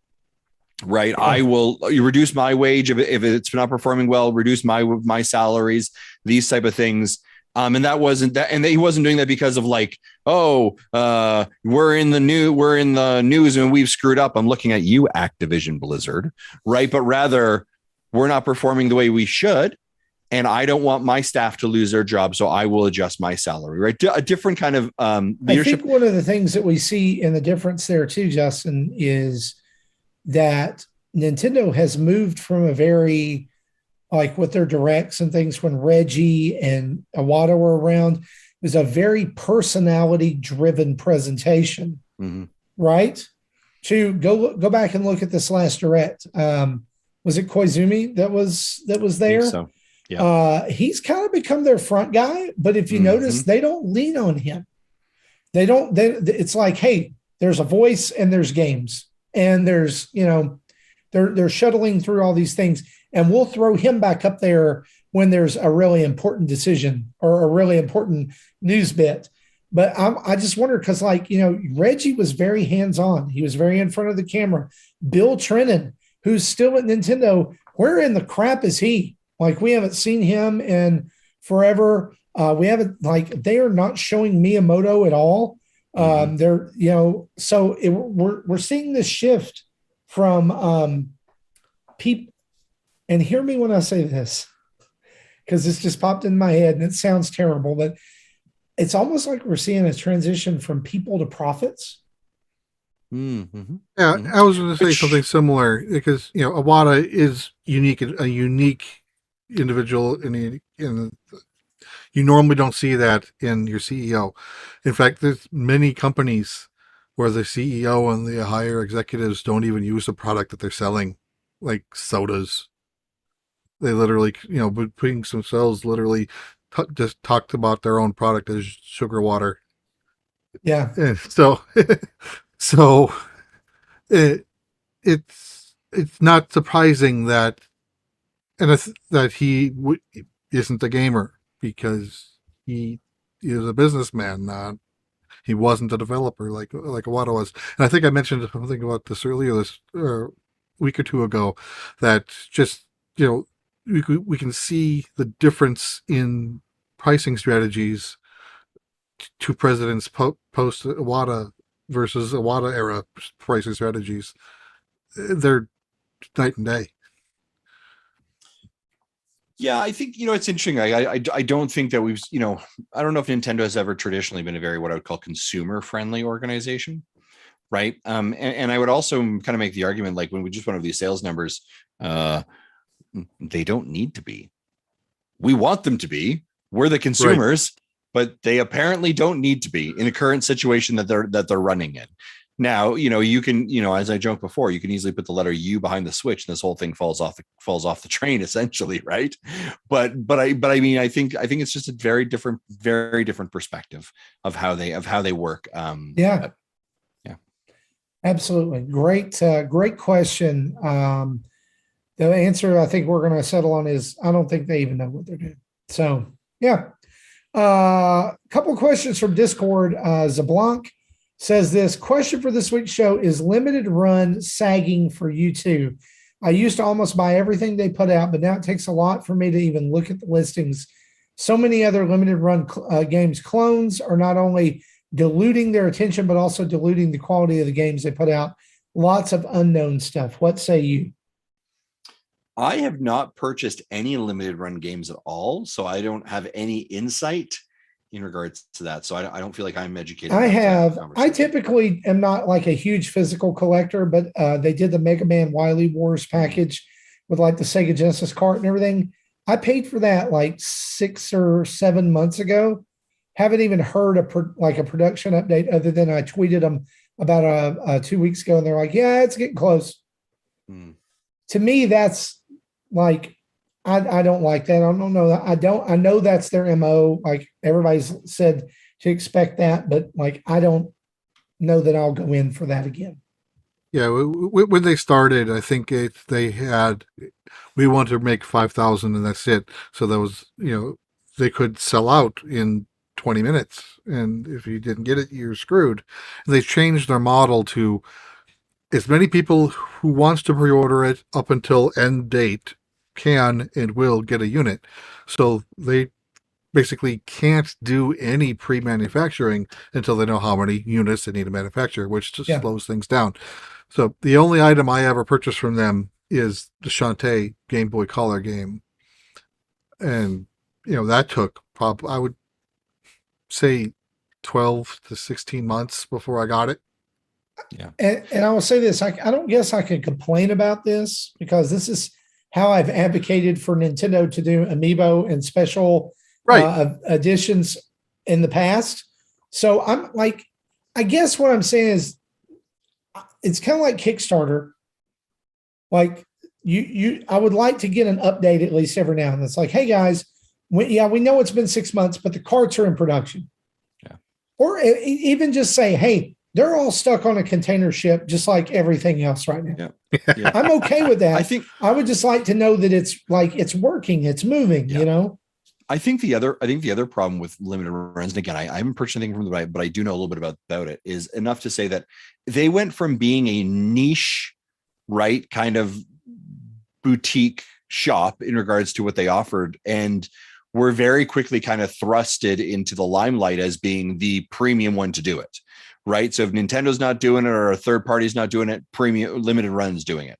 And so whether they were able to scale up their production models, right, and their infrastructure, their staffing to be able to really support like multiple games at different times, you know, that there's a lot of work on that. Like it's not as, you know, so I think that, you know, and then to go from a niche market where you were, you know, one in that market. And I think as LeBlanc mentions here, there are more in that space now. I think Premium Games is one of them. I think we did an interview with them several years ago, right? There's a lot more competitors now in that space. And so that becomes, you know, you no longer corner the market. Now you have to kind of like, you know, battle against others as well and try and survive. So, you know, I think there's still a need for it, but obviously, you know, it'd be great to see them kind of get, you know, find their footing again. Yeah. Good question though. And I know there's a lot of people from our community who look for those special editions through them. I think it's one of those things that like they kind of struck gold with that, and they struck while the iron was hot. And then other people said, "Oh, hey, we could do that too." Mm-hmm. And so the market just kind of got glutted.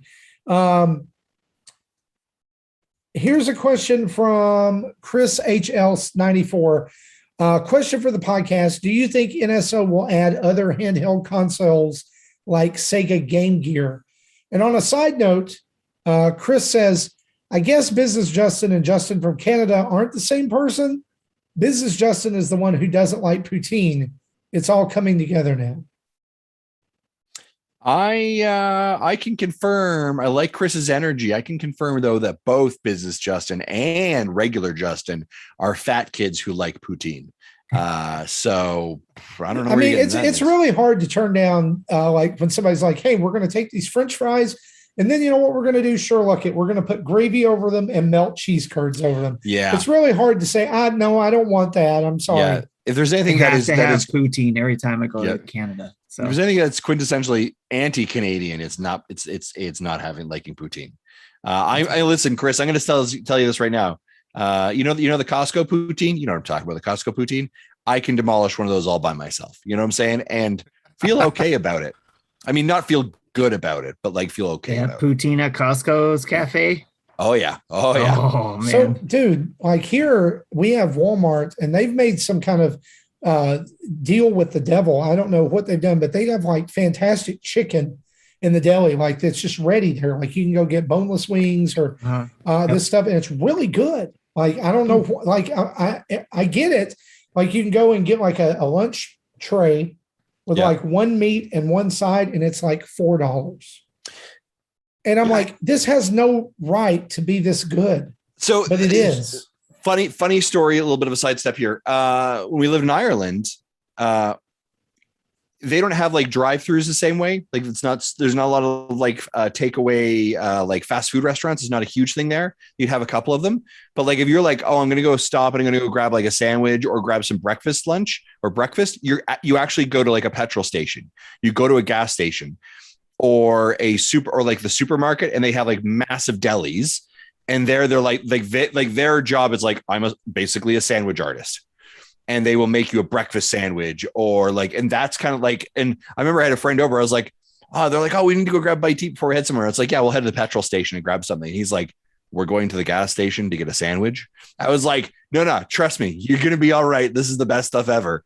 But yeah, just different, no right to be that good. Those are starting to happen more frequently here. In spots, you'll see that where there'll be some restaurants in with the gas station and stuff, especially like near me in the Ohio Turnpike. If you go there, there's restaurants there at the stops. But there's more and more regular gas stations near me in the Metro Detroit area where you can get some of the best doggone food, chicken, hamburgers, sliders, whatever, at the gas station because they have. It used to not be the case. It'd be A proper deli. Yeah. Now there is a gas station near me that has a okay, so here we go. Rural West Tennessee, right? Out in the woods, truck stop. That's the only thing on this exit. And they have an Indian restaurant there called Punjabi Dhaba. I'm not eating that Indian food. All right. I'm just going to be honest. Not eating that. You know, that barbecue place that I always take you when you're in town, the Casey Joe's, their original restaurant is in a gas station. I know. I remember hearing that once. Yeah, I was like, I want to go there one of these days. So, yeah. Well, that's more about food, dads. But let's keep going on. So did you answer the question that you think that we'll see any other? I think Game Boy, like Sega Game Gear or anything like that. Game Gear, I don't think so. I think Game Boy will see it, but I don't think Game Gear. Well, I don't know. I think they could. I think they could with the relationship they have with Sega. I don't know if there's going to be a Game Boy Advance. I think they would do the Game Gear. I don't know Game Gear, but I could definitely see them doing like a push to do like Sega CD games that came out with the Genesis. That would be cool. Or even like I'd love to see them do Saturn and Dreamcast, but I don't know that that'll be there. So we've got some questions from Twitter. They're having a hard time with N64 emulation. I think Saturn emulation will be difficult for them. Right. Yeah. Yeah, absolutely. It's maybe out of their league. We've got a couple of questions from Twitter, right, Justin? We do, yeah. So, question from Twitter. Adam asks, "Who was your best guest, or who was your best guest, and why was it Adam Ruffle?" Well, first, Adam Ruffle. I mean, sure. I mean, absolutely, you're our best guest. You are Adam Ruffle. You are in my top 3 favorite Canadian guests. As a matter of fact, I'm going to be so bold as to say you are my number 1 favorite guest that lives in Ontario. How do you like that? His question was, but who was the best? Was it Pear from IGN? Folks, who do you think has been, and best is I hate the word best, right? But can I tell you some of my favorite guests? Sure, yeah. And I'm going to say favorites because I think one is, I love it when we have Roger on. I missed it last time. Roger's got some incredible energy. I also love it when we've had Gaming Dad on. Yeah. He's an incredible guest as well. And, I'm going to say it. I like the Mega Dads. I like the Mega Dads. It's time to have Mega Dads back. I don't no. Jesse, how about you? That's a tough one. Roger would be high on my list as well. Having like the various members of the IGN crew over the years has been. They normally bring in some interesting topics.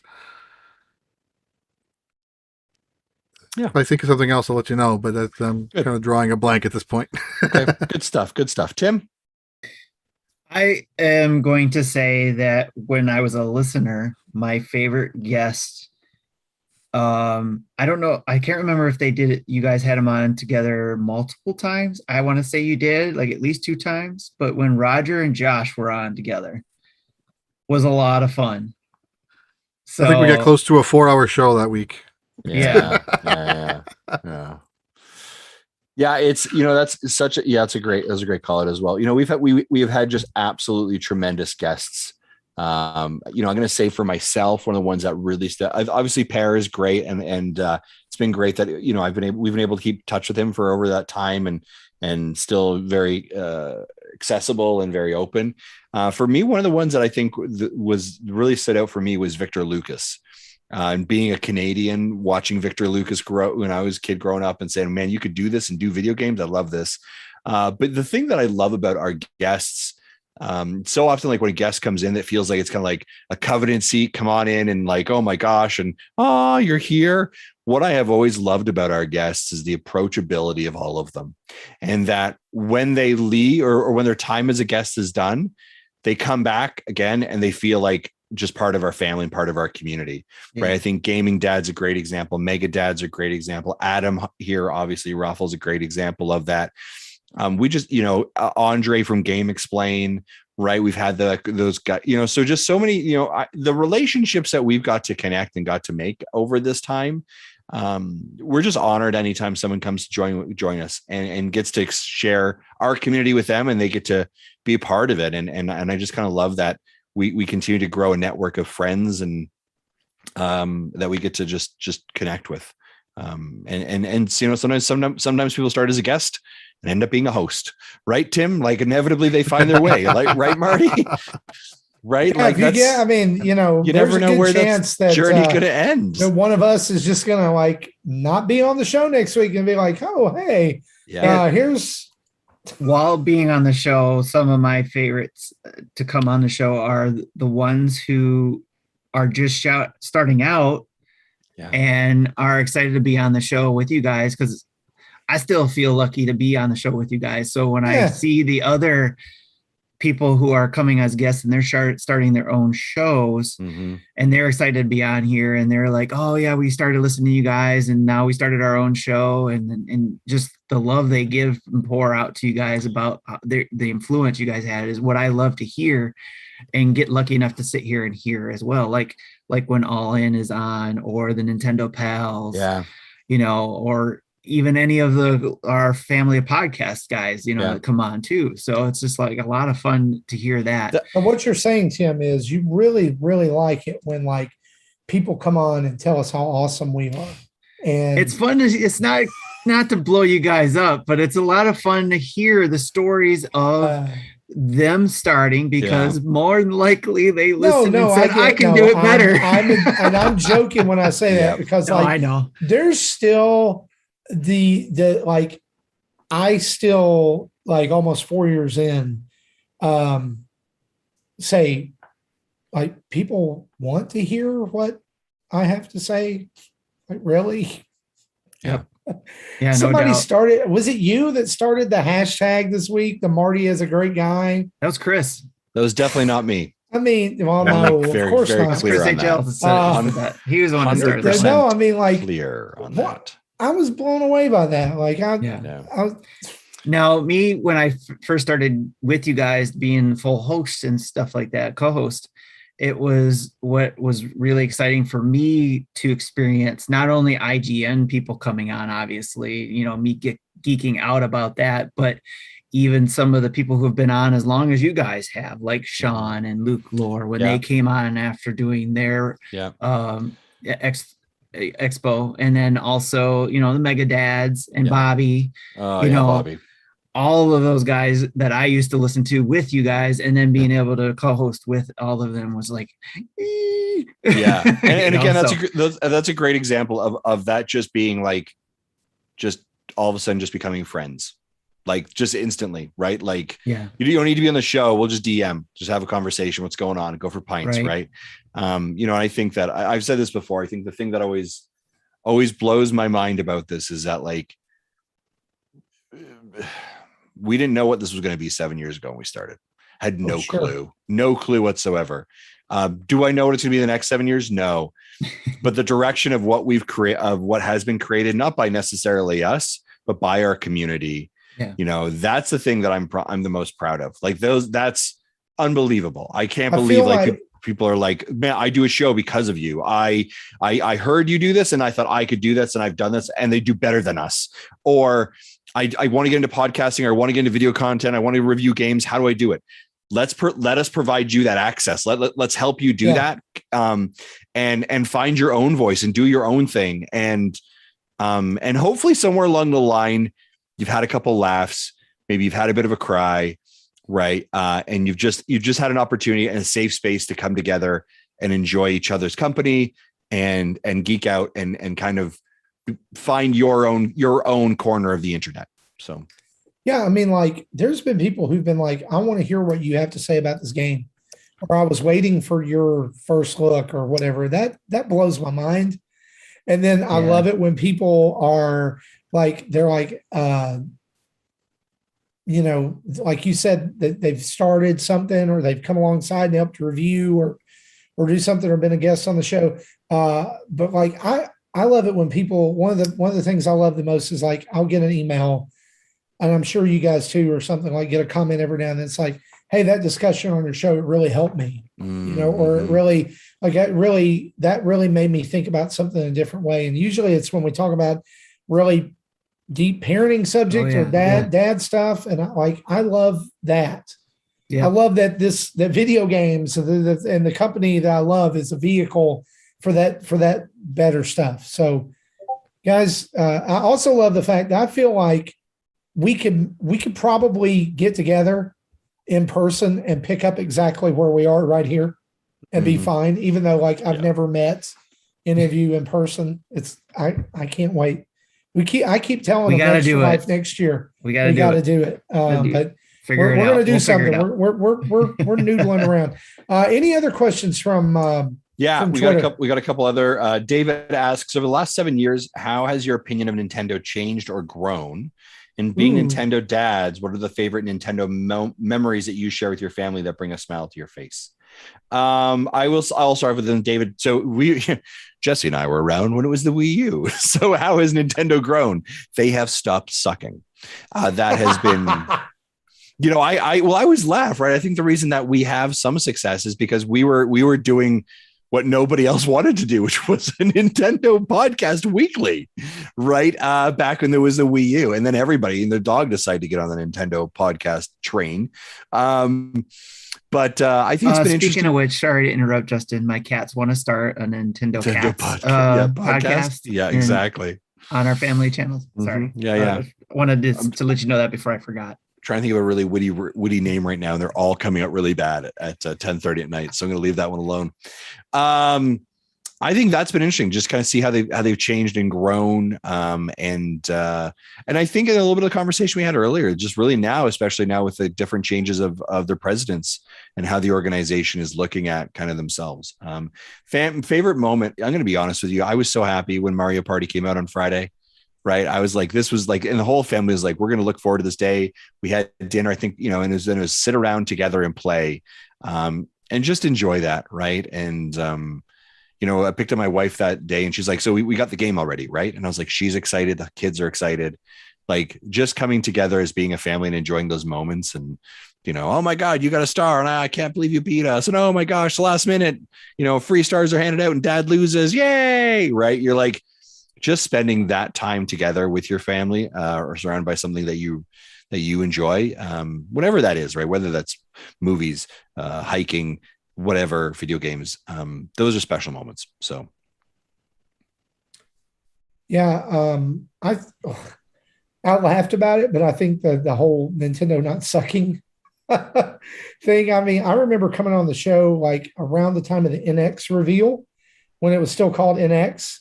Mm-hmm. And seeing where we've gone from then to now is pretty amazing. Yeah. So yeah, like that. And I think just like having Nintendo back in the discourse of popular video gaming has been like, and I mean, like I can go out and have a conversation with most people that I run into now because they know what a Switch is. Mm-hmm. Right. And even in my family, it's not like, hey, have you played the Wii U? And they're like, what's that?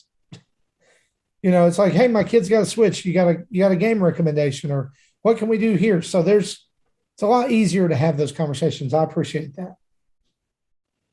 Yeah. Next question. Okay, sorry, go ahead, Jesse. I like a quick little story. So, you know, a few weeks ago was the 10th anniversary of the first Nintendo Direct. So, you know, obviously before we were doing this show, but I was doing Roundtable at that time with Zach and a few of the others from VG Tribune. The funny thing is, when I looked back at the show notes for that episode, and we didn't even realize that there was a Nintendo Direct. My notes said that this was the result of a PR that we received. So at least the Nintendo's figuring out YouTube for the first time, apparently. And so they gotten better at it. And That's hilarious. Yeah. One That's a of- good one. My memory is of watching the fan base, including myself, learning from Nintendo's history. But watching the fan base on this roller coaster that Nintendo that we just talked about going through, right? Their highs and lows of when they're popular and when they're not popular, but also watching the fans going along with it, especially this time around, where fans maybe not used to this transition of going from the Wii U to the Switch, has a popular device, and they want to see Nintendo compete with Sony and Microsoft, are getting frustrated because they feel Nintendo is not competing, or at least trying to, at least on the graphics level or whatever they feel they're not doing, or even like the online stuff. It's interesting to me to watch that fan base, because I've been through that. I went through that with the Wii to Wii U side of things, where it was like, why isn't Nintendo coming out with, I know God of War wouldn't be it, but a God of War like game on the Wii U that I want to play, and stuff like that. Why do I have to buy a second console to play all these games I can't play, So I'm seeing the same frustrations with a lot of these 90 million people, So I'm enjoying that kind of aspect of it, I guess, the business side of things. And then you have the inverse, where you have like the PlayStation hardcore people upset that they're releasing the games on PC now, and they're like, "But we want it to be exclusive. You don't love us anymore." Right? Yes. I'm like, what does it matter? Just if they want to make money, people want to play the game.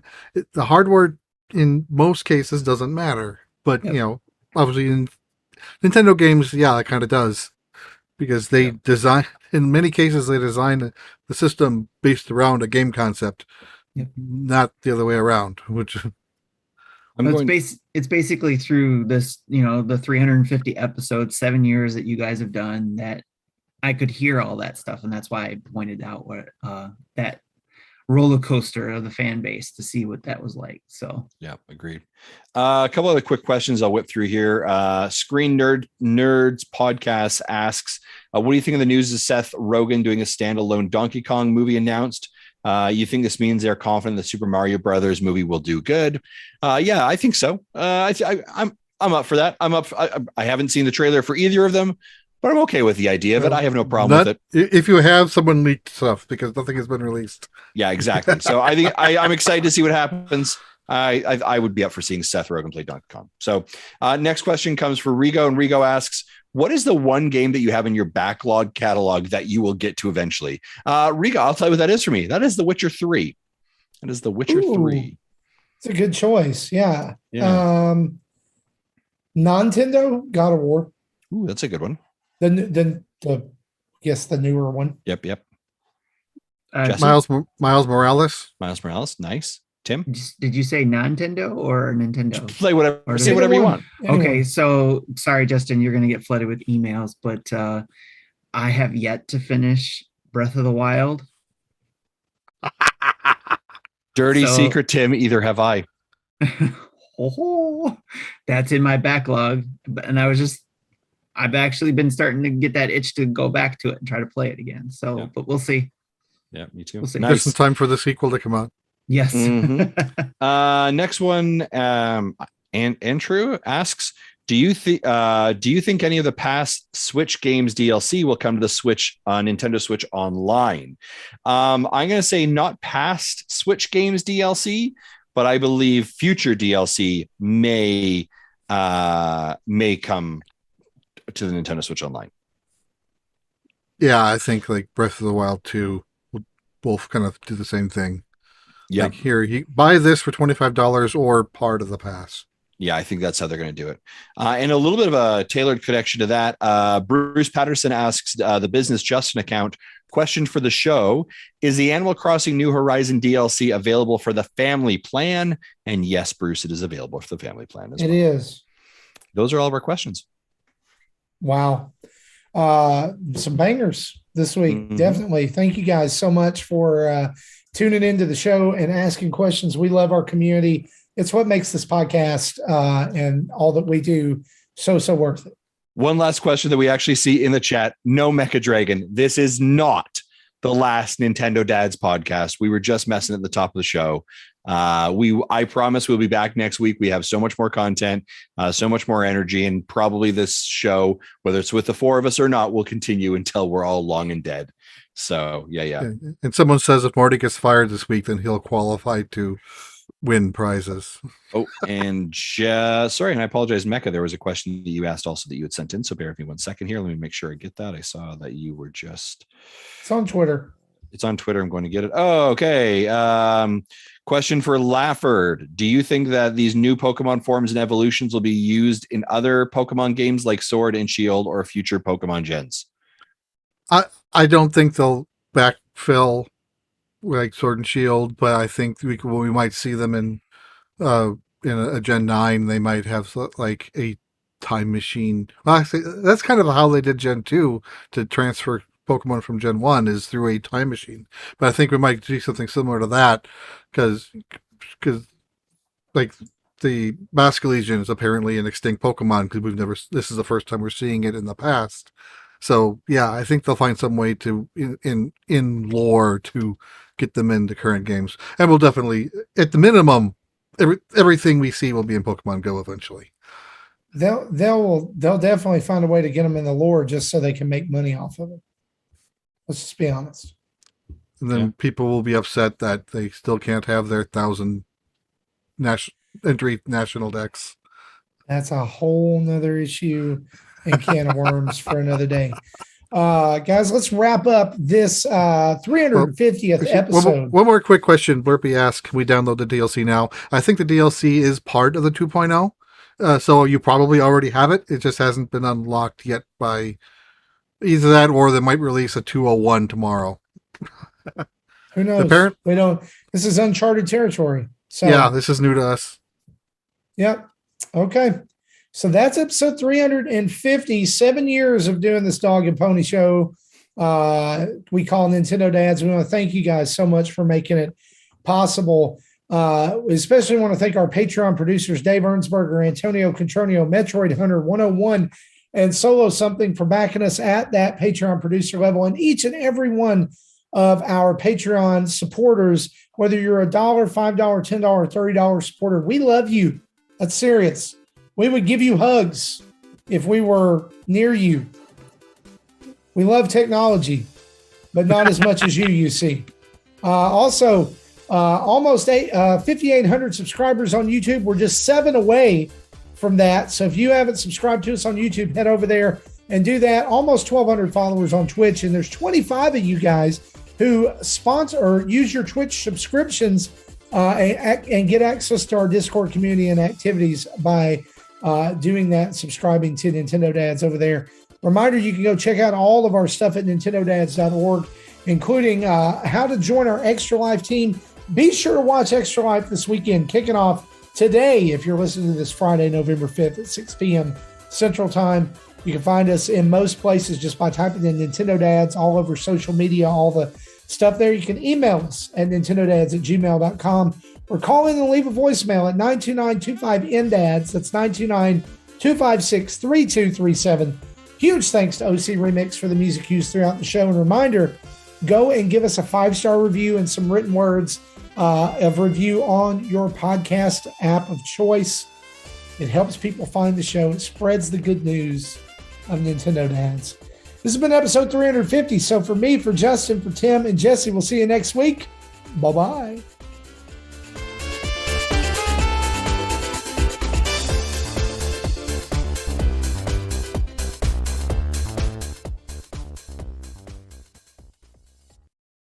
Thank you for listening to Nintendo Dads. I hate